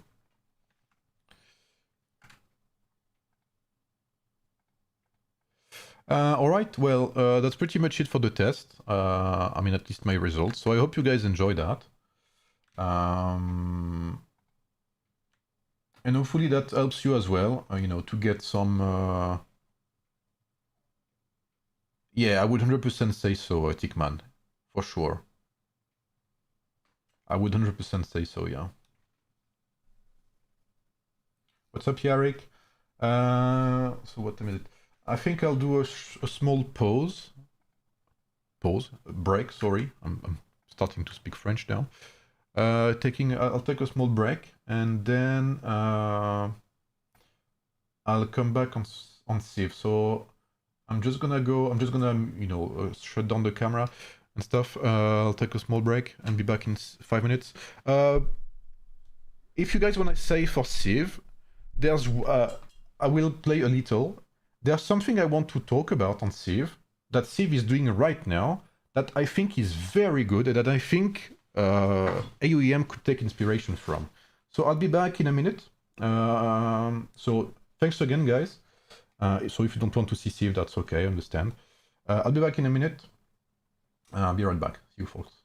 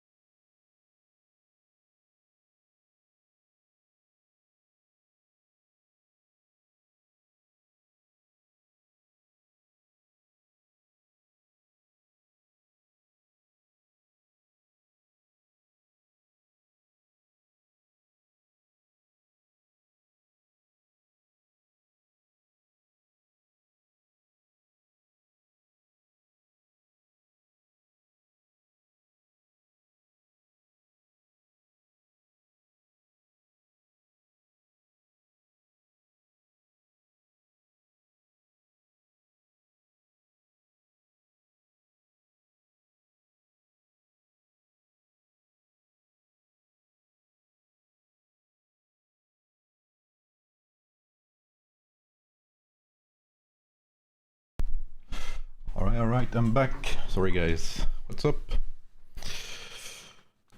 Man. Talking about data and stuff, you know, being big nerds, always enjoyable. Hope you guys enjoyed. I'll swap to Sieve. So I need to set up some things first, if you give me some minutes. Let me put some music as well. What do we have here? Maybe this. Maybe this. Let's have some Gen 3 music.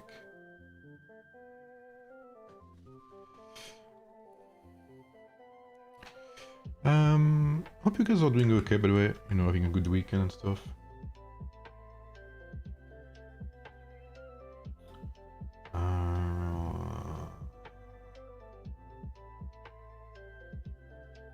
Where is my stuff? Ah, here it is. Okay, so since we are going to save, I need to add some more messages because the stream is sponsored. And yeah, there's something I want to talk about on Save that they're doing, and I find it interesting. So hopefully you guys will give me your opinion on that. It's like a server merger, but it has some form of lobby. I'll show you. Maybe you'll understand better when I show you.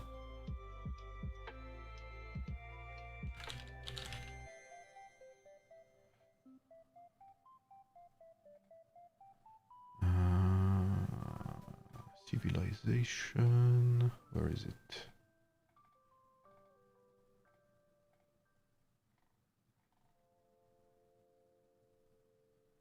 Okay. Need to change it on Twitch as well.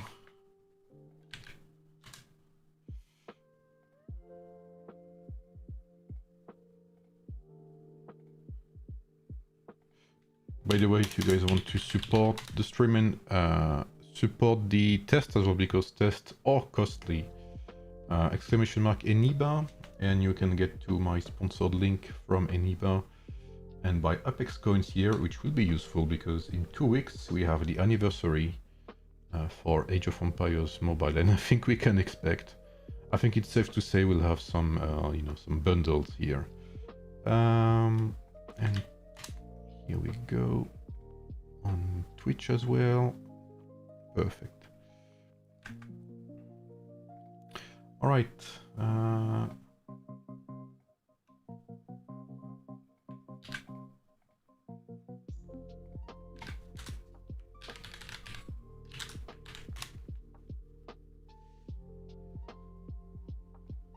Okay, so thanks Steve, as always, for the sponsorship. I'll show you guys what I was talking about. So I'm not sure I understand it fully myself.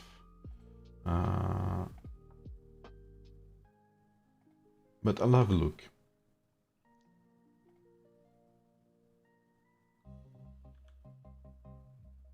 Okay, so see if...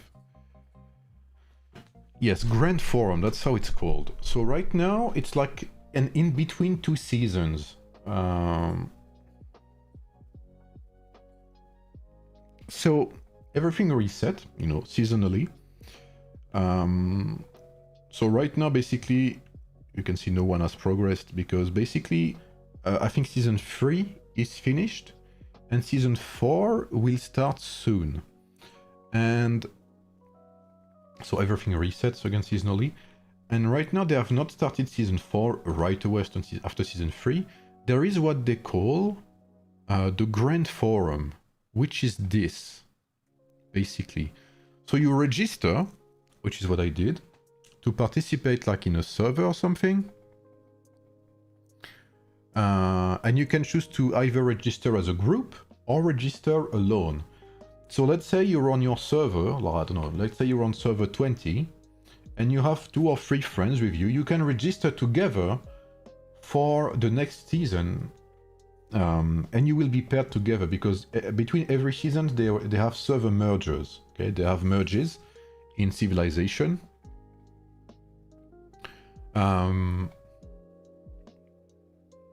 And that allows for, you know, new players that you meet every time. That allows for more competition. That allows that if you lost before, you can make, you know, new friends and bolster your groups, etc. So you can register and participate as a group, which I think is interesting. And one of the things they have is basically you register, and first of fucking all, they are introducing the beta servers will now be able to join with fucking global, bro. Only 5 months into the game, I believe. Or 6 months, maybe. So thank God for that. Maybe some people could take some fucking inspiration out of that. And another thing, so you register, but what does that mean? Alliances are 20 members, okay, in civilization. 200 members, sorry. So you can see I registered here. I will participate. That will start on October 9th. And basically, so let's say I want to maybe let's say I'm from server 20 and I want to play with the Alliance 1 from server 40. Well, all Alliance 1 has to do is create their party, their alliance. As you can see, I can create a party. Right, that's exactly what it is. So you will have an ID, you will have... Basically, you create your alliance virtually, and people can apply to join you.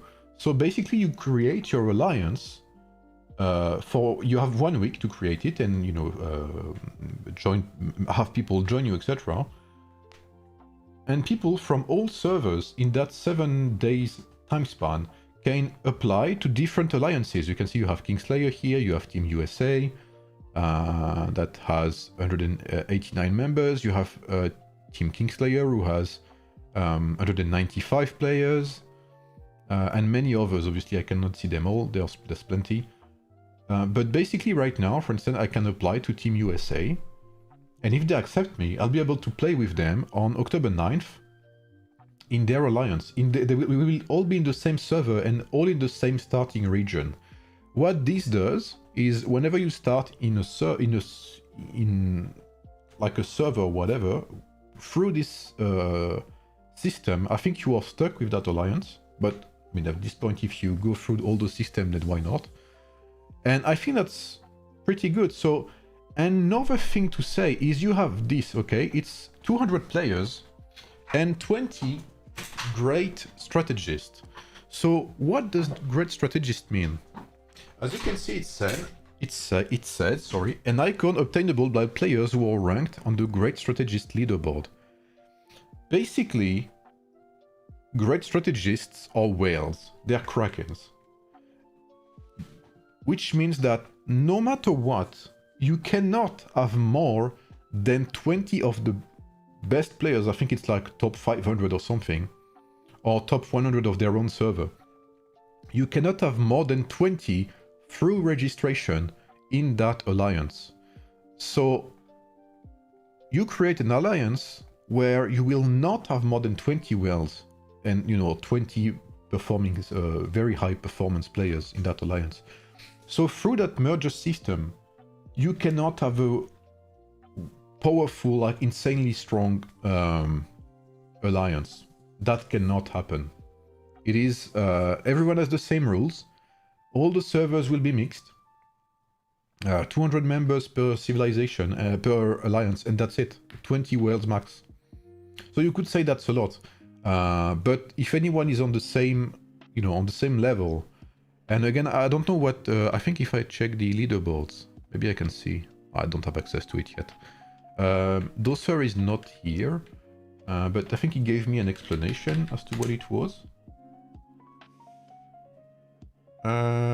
System is based on taking all the heroes they have and the valor, so the valor is the merit they have. So basically, you cannot have a one powerful crazy alliance, you know? It is limited. Yeah, you can do that, Tenshi, for sure. Any info on Civ Global servers? It should be early 2026, Alex. So, and I think that's very good. You have 1 week where you can, you know, where you can create your stuff, where you can, you know, like organize.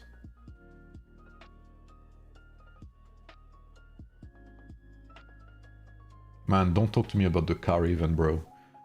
Like, the car event was so laggy, I felt like my brain was frying.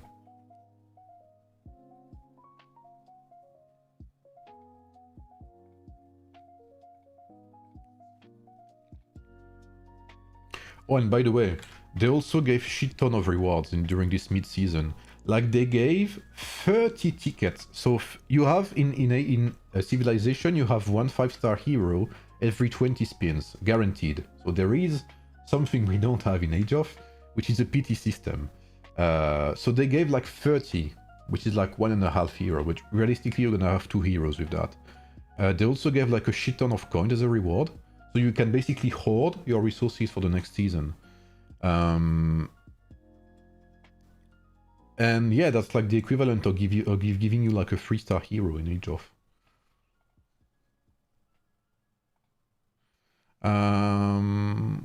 So yeah, October 9th that will start. Servers will be moved on that one big server. And I think that's an amazing system. Like, they have that, how do you call that in English? Do you have that buffer week, like in between 2 seasons, where you can rearrange merges? There is no event, okay? Anything I progress, every progress I have right now will be lost, okay? This will be, like, this is completely buffer. I mean, my territory will be lost. I can still recruit heroes, etc. That's not a worry.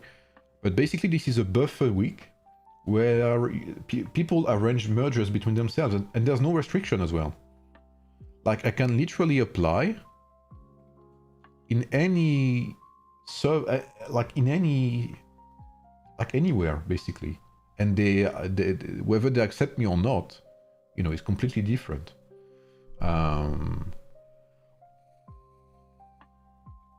But yeah, I mean, I don't know, I kind of like that. It's very, to me, it's fair. It's completely like, there's no event, so it's not like the migration we had in Age of, where like it happened like in the middle of a Stellar Glory season, during MEE, I think, as well. It was a complete mess. Here, it's like after a season, which makes sense. There is a buffer week where you can have these mergers, etc., and organize yourselves. So I think that's amazing. Pretty much. And yeah, you're right, Scorch.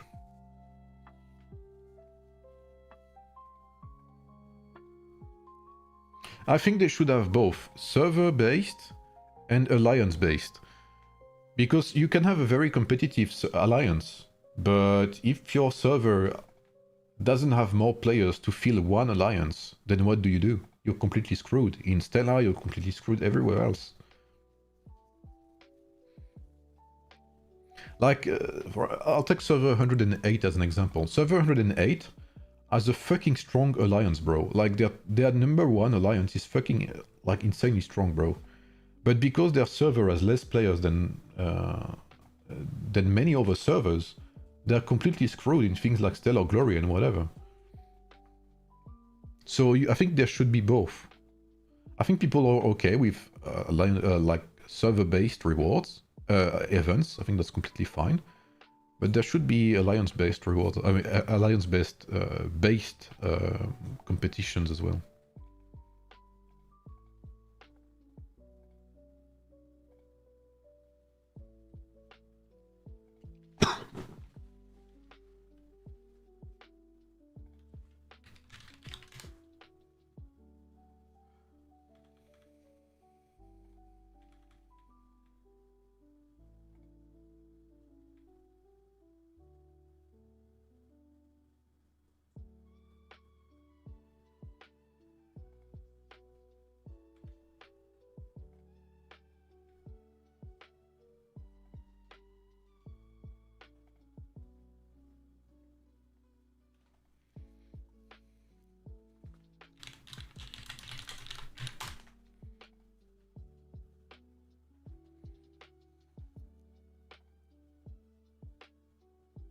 Yeah, I agree. I mean,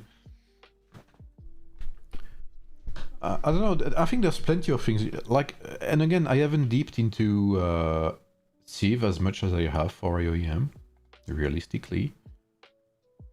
But I think Civ is doing a ton of things right, you know? Like, that's always something I've said. They have paid skins, which is completely fine. And like the buffs for paid skins is like ridiculously small. It's like 2% damage increase. When you compare that to city skins in Age of, where you can end up with like a 20 or 30% damage buff because they stack even when you don't equip it. Right? Like in Age of, they made the mistake of allowing Citadel skins to stack even if you don't equip them, which is stupid. Here, you just equip skins that cost money, that's true. But even I'm completely free to play and I could buy some of these skins, you know? And it gives basically nothing, like very small buffs. And I would rather have very expensive skins as a, you know, as a pay-to-win model than fucking technique points or whatever. As also is my warrior pack, I look for damage reduction and might damage increase. 2 defense, 1 attack, yeah. If I knew what I know today, I would have gone pack since early game instead of Mulan. Well, Mulan is kind of the queen in season 1. But yeah, Lubu like shuts her down completely in season 2. Civ is not making a lot of ages mistakes. Yeah, absolutely. And my god, man. Like... And I will never drop the subject, by the way. The subject of beta. They have beta in this game, you know, in Civilization. Which they are called Trailblazers, is the name of the servers. In Age of its Kingdoms. It's been 1 year since beta is fucking locked in beta. And always the same excuse. Yeah, beta has an advantage, which is not true. Okay? I've covered the subject many times. Like anyone can see it, bro. That beta does not have an advantage. Completely cope. Again, Civilization, like not even 6 months after the APAC release, the Trailblazers account will be able to merge with others. Thank fucking god for that. And despite community, like they have some people not being happy about that yet, like, you know, saying it's not gonna be an advantage, they're gonna have too big of an advantage, etc. There's no advantage, bro. Like, the best player in beta in Civ is ranked 64 in the entire global community. And in AoEM, it would be exactly the same. The top 1 player in AoEM beta is maybe top 50 at best.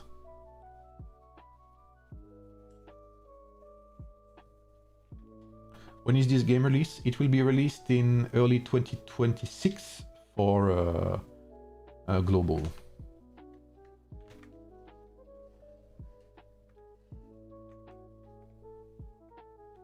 Oh, I have a visitor. More.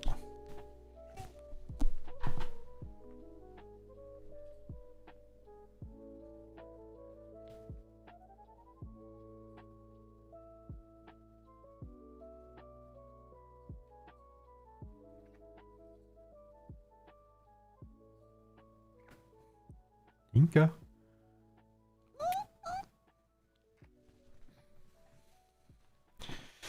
So yeah, I mean, I think AoEM has a thing or two to learn from others. I mean, you know, AoEM still does some good things, right? But I don't know. Do you see yourself playing Age for Civ? No. I will play both for sure. What's up, JP? And I may have some very interesting news regarding MMORPG soon. Maybe. How are you, JP? And that's one thing I would love is get some MMORPG going on here. If we could maybe on the secondary channel, if it works, if we can get to that partnership. Playing some MMORPG would be fucking nuts, bro.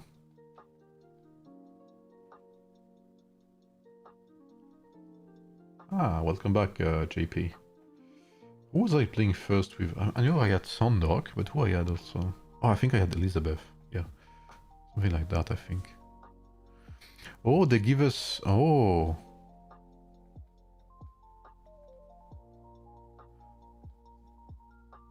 Wait, why do I have tanks? The fuck?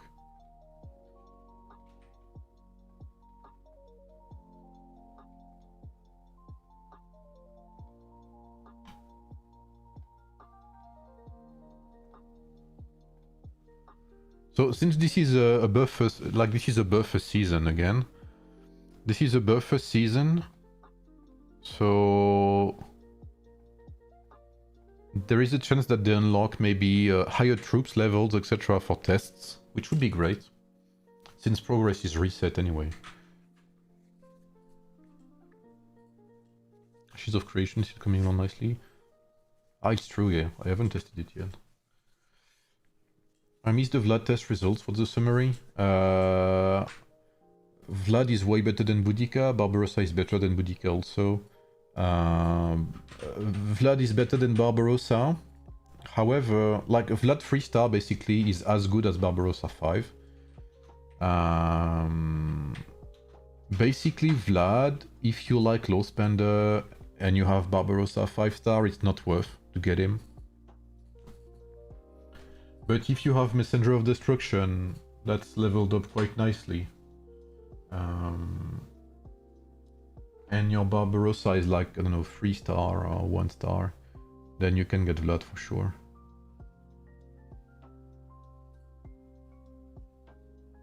My cat is here again.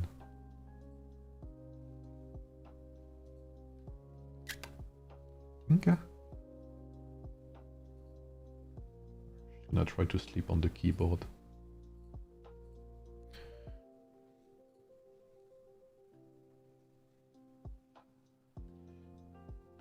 Is this game already available? It's available in APAC region, so like Indonesia, Thailand and stuff, Korea. It's not available worldwide yet. It's gonna be available globally in 2026. Ladder Cyrus as commander, basically it's the same. Cyrus does better if you have like Ring of Deer, like ring that buffs commander damage, Lofty Mountain. In swarming setup. However, if you play 1v1 and stuff, I still need to do the test, but I do believe Vlad is better in 1v1 as commander.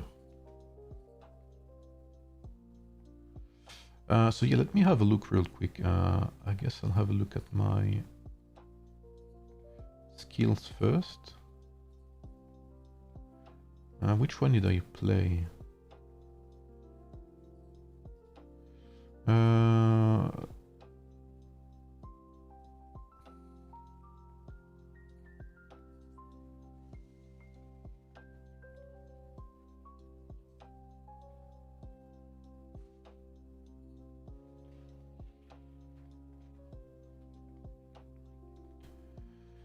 I think I played this for sure.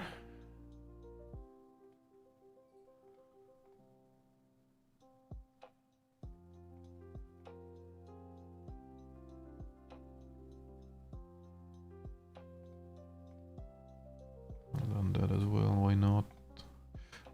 I think this is great, Precision Strike. This is great, Total Blockade. Here we have... I think Insult is great.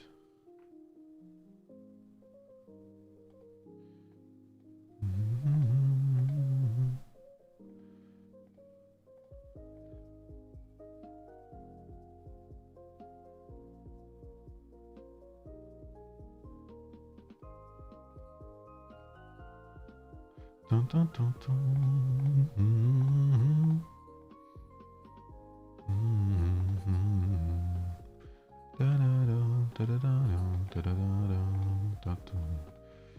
Let's see real quick.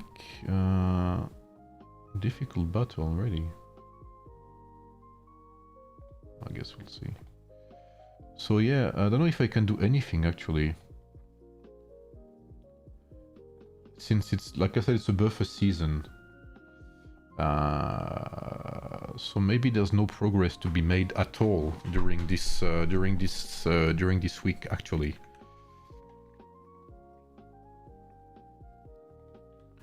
Yeah, civilization early 2026, Daniel.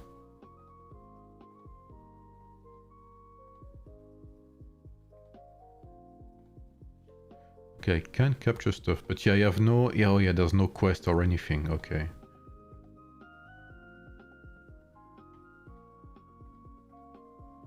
No quest, no nothing, no events, okay, I understand. Are there good KVKs in Civ? There's no KVK now, but every season you reset, and you have server mergers, so you always fight different people, and every season has new mechanics. Season 3's mechanics were bots, so you had a whole new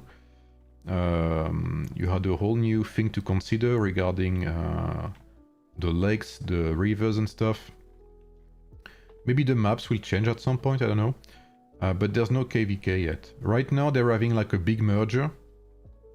Well, like I explained earlier, you can basically choose to join whichever alliance you want. You can basically preemptively create your alliances. That only includes your technology, your buildings, and your map. Basically, you keep your heroes, you keep your skills. Like basically anything that costs money, you keep. Research is pretty easy to upgrade, like without spending anyway. So you keep heroes, skills, hero stars, you know, heroes duplicates. You keep your skins, you keep everything pretty much. You only reset your progress, you start back in Z1. And you have a merger between multiple servers, so you always meet with different teams, etc. And again, they had new mechanics every season. I think season 2, it was... what was it again? I forgot. There was a new era, maybe new buildings as well. Season 3, there was boats and stuff. Season 4, there would maybe be something else even. So yeah, they always try, you know, to... Oh yeah, I cannot upgrade anything, okay. Yeah, so there will not be a lot of things to stream actually. Yeah. So I guess I will stop very quickly.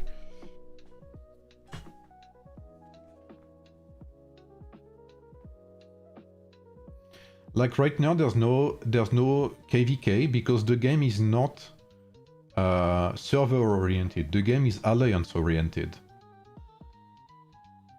That's the big difference.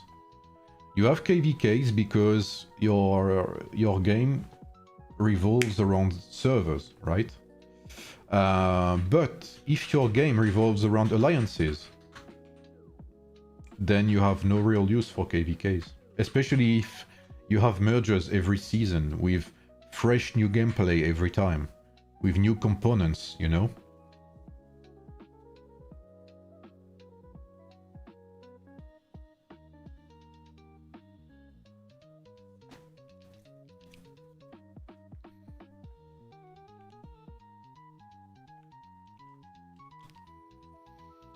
So it's completely different approach. But it works in Civilization because like it's very fast. Like I first said it was slow, but when you play in Alliance, it's actually very fast-paced. Very fast-paced. Like you work towards the middle. Like a season in a month is a month and a half. That's like a Stellar Glory for us. That's pretty much the same.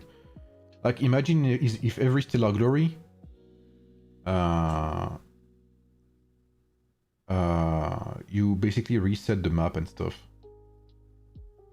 Your buildings, etc. Obviously, in Age of it doesn't work because buildings takes months to build. Here, maximum it's like a day. And in Civilization, they give you tons of material to fast upgrade your buildings. Like they're very, very generous. Even on research. Research is not even like a concern in AoE, in Civilization. That's how the Chinese version is. IDK, what I don't know why they were thinking changing the formula. It takes 2-3 days to max hero skills over there. Yeah.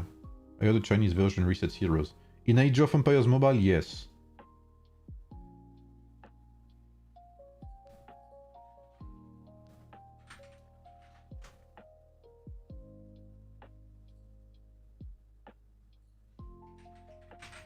I mean, I don't mind AoEM not resetting, you know, heroes and stuff. I think that's pretty nice. But when you do that, you need to,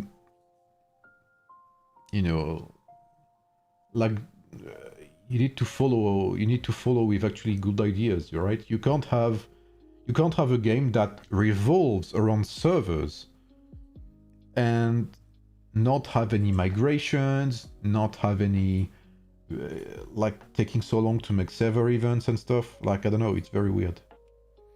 The thing is, when you make server events, you also need to make alliance events. When you make a server that is based around, when you make a game that revolves around servers, around alliances, you don't have to bother yourselves about server events because your focus is alliances. But when you make games that revolves around servers, you need to take care of servers, but also alliances. Because even if you have a server, you will still have some form of like people will still feel like they're part of one alliance, even if they participate with others. You know, for their server, they are still in one alliance at the end of the day, so they will want to compete for the sake of their alliance.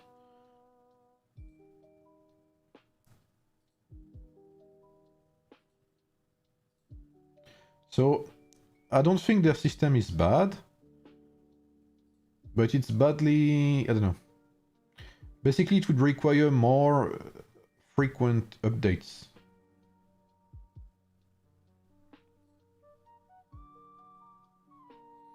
I think AoEM is on the right path in terms of vision and decisions. Despite the backlash that they tend to fix. I think there are two things about that. I think they're making... I think they're good at fixing stuff, at least recognizing, you know, that they need to fix stuff. Like, MEE is very good now. I think we can all agree that Mightiest Empire event is very good. We have won the contest, that's very good. GEE was bad. It's still pretty... I wouldn't say boring, but it's not the most interesting event, but it's better than it was at release, on release. My issue is... I have a few issues. My issue is they have beta servers, they have Pioneer server, but they listen to none of this feedback. I mean, or not none, but very little of it. Meaning that, you know, they will say, okay guys, we have a Pioneer server that's opened, listen to feedback. Okay, we play Pioneer server, we give feedback, and then they will say, okay, but we'll have to wait for global to give feedback, to do any change. And you're like, what the fuck? Then why do you have Pioneer server and beta servers in the first place then, if they don't matter, right? So that, like, there's like a small that doesn't work like that, you know?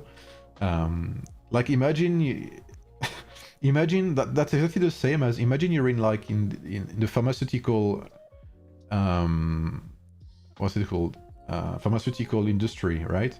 And you have control quality, and you know, you're like, okay, we're gonna pay people to do quality control, sorry. But even if they have feedback, like if they tell us, okay, this like this pill doesn't work, or this pill will kill people, they're like, okay, sure, but we have to wait until people actually try it before improving it. Like, what the fuck? And what do you pay me for? Like, that doesn't work like that. You know, if you open a Pioneer and Beta servers, especially if you want to keep Beta in Beta, then make full use of them. Like, they are not any different than real players. If they give feedback, global accounts will have the same problems, and it's actually the same every time. Beta and Pioneer servers report something. Okay, but we have to wait for global. Then global experiences it. Global complains about the same issues. And finally they fix it. Like, why even wait, bro? That's something I don't understand. So they need to fix that. That's the first thing I would say, is stop fucking considering like beta servers as subhumans, man. Like, they have they have the same issues as other players, you know? So if they report something, it's actually valuable feedback.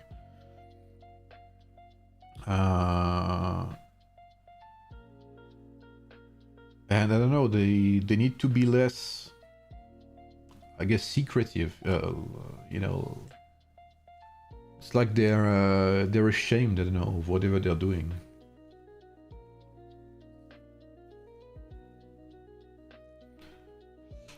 On the right path or not, I don't know. I think they need to stop with the pay-to-win updates too frequently. The horses are not too bad.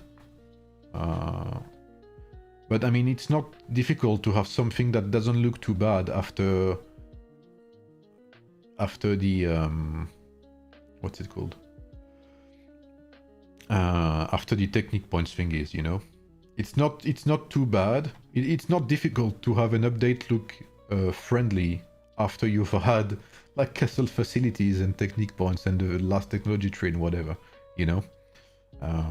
So maybe I'm biased in that.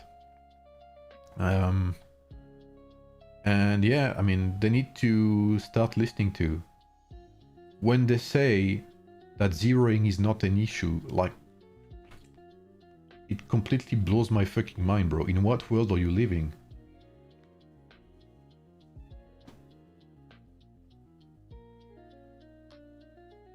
So they need to, I don't know.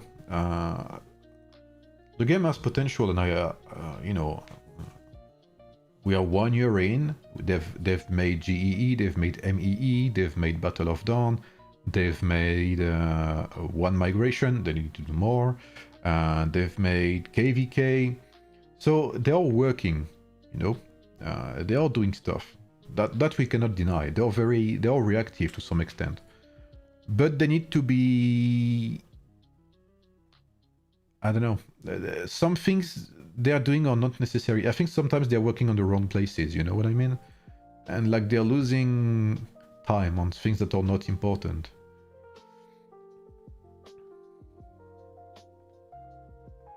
And yeah, they need to pay more attention to feedback and stuff. I mean, they do already, but even more.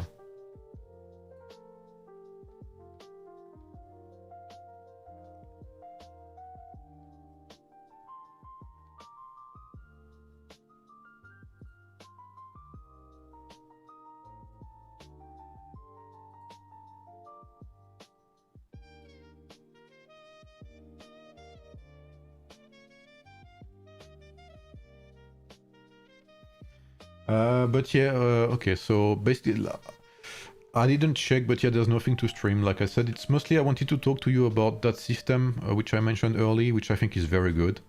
That Mecha Frontier merger system, I think, is amazing. And some stuff could be, you know, we could take some inspiration from that. I think that's very good. Like, if you look at it, like, you have all of these alliances with very limited amount of wells, and all of them are gonna compete. That's gonna be insane, bro.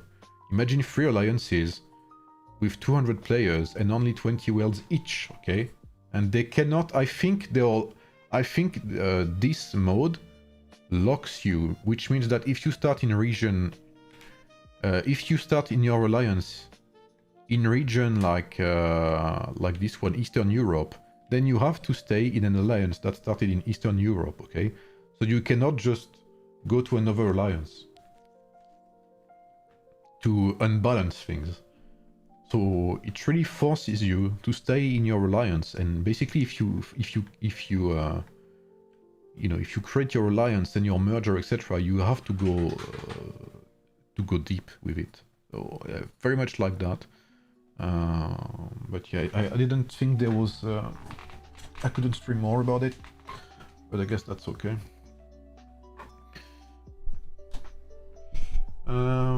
They're so focused on enlarging the gap between free-to-play and pay-to-win every update, to still do more work on cosmetics and have fun events like Warrior Survival.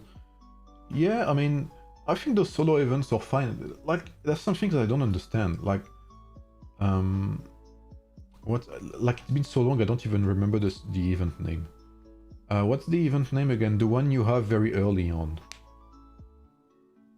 Where you play like Vampire Survivor. Is it Battlefield Survivor, I think? Like, why the fuck did they remove that, bro? They're concerned about giving too many rewards. What are you on about, bro? Are you on, like, what crack do you smoke, bro? I want some of it. It looks insane. Like, what do you mean too many rewards, bro?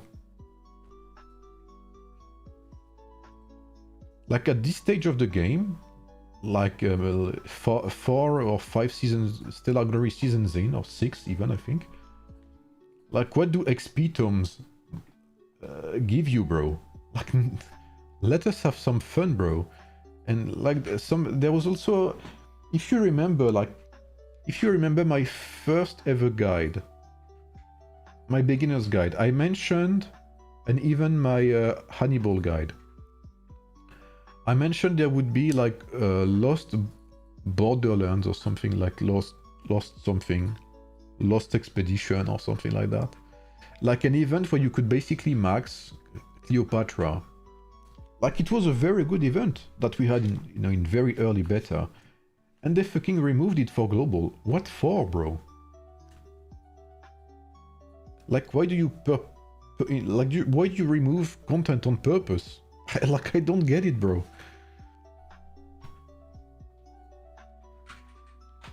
Completely mind-boggling to me. And yeah, I mean, that's what I told them also back then. I told them, if you think it gives too many rewards, then cut the rewards by half, or have no rewards at all, for all that matters. Like, instead of removing the event after like 3 or 4 weeks, just cut the rewards, and that's it. Like, people don't give a shit, bro. They just want to have something to do.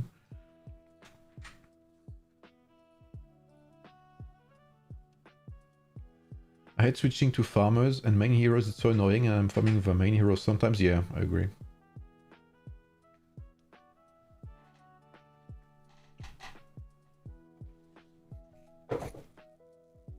Any issues with Civ in this regard? No. Civ, they have a few events. They have like military exercise, which is the equivalent, and they have the Gauntlet, which are 2 permanent events. The Gauntlet, which I will showcase in a video. I think the next video I'll do will be the Gauntlet. The Gauntlet, which is like an arena-like, but with everyone has the same heroes basically. So it's just lineup building. So the one who build the lineups best will like as much chances to win. And Civ doesn't have that problem because they reset their progress every month and a half. So every month and a half, even if some events are limited in time, you can replay them. So it makes more sense here. Buying 4K rings for free-to-play is so much fun, yeah. They're afraid of power creep if they give a lot of reward, but in the same time they release shit ton of heroes every season. Yeah, I mean, I could understand. I could have understood. Like, there's a lot of things I would have understood back then. When I say back then, I mean before the facilities. Before the facilities was a whole different world, bro. There was less of a gap between spenders and low spenders, and between low spenders and free-to-plays. There was... It was it was better, I'm not gonna lie. The game felt more healthy back then. But now with the castle facilities and by how much they increase the gap between players, I don't think like a few XP tomes are gonna make any difference like in Battlefield Survivor. Any Season 6 Hero League? Sadly no.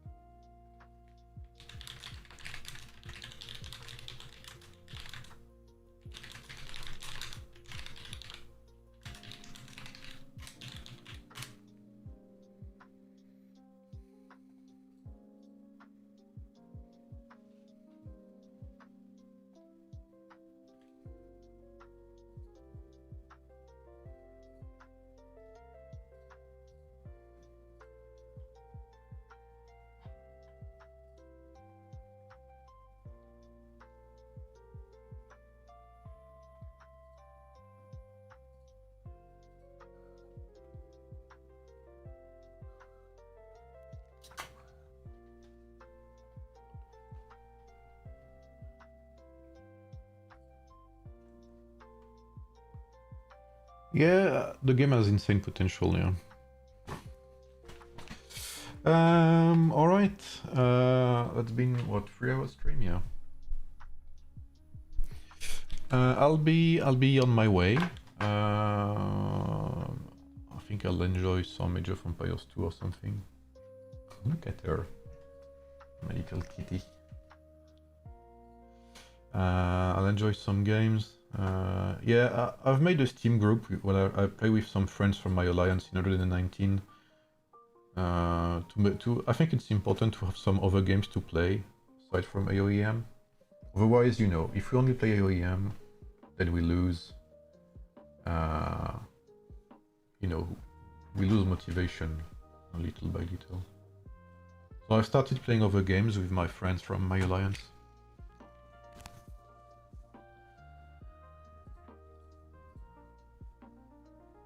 Let's see how a competitive server like server 9 with too many players can do anything versus Krakens. Yep.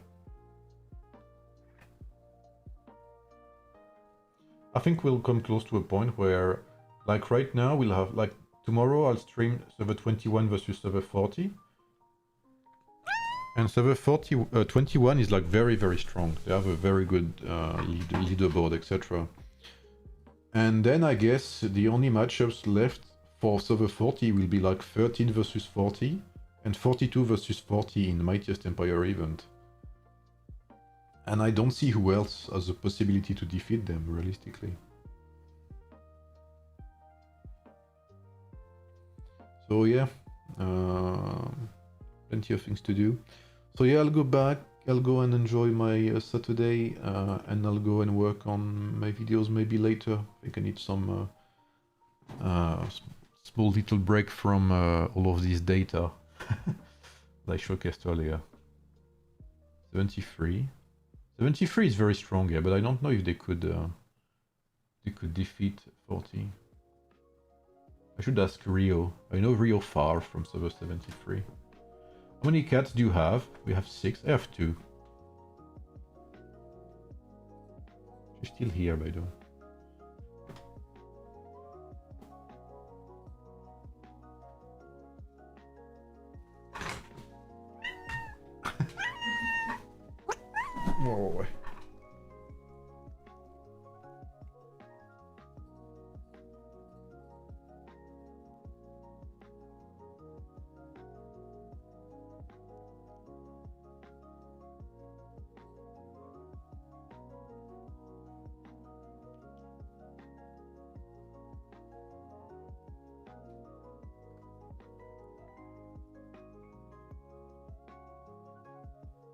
Oh. Oh.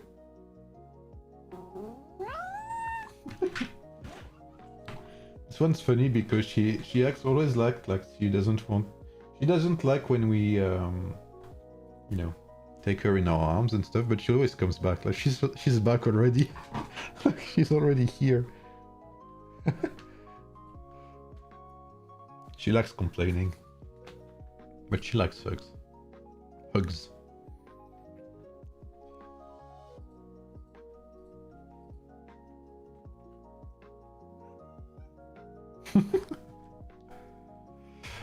So yeah, I wish you guys, I'll probably stop there. I wish you guys a good day. I'll be back on Sunday to stream 21 versus 40. And yeah, I'll work on my videos. And yeah, have a good day, have a good weekend, guys. Hope you enjoyed the stream. Feel free to leave a like. Feel free to check out Eneba if you want to support the stream and the channel. It helps a ton. Good luck for your events. I'm assuming most of you have MEE tomorrow, so good luck on that. And yeah, I'll see you soon. So tomorrow at 19 UTC. And yeah, enjoy your day, guys. Bye bye.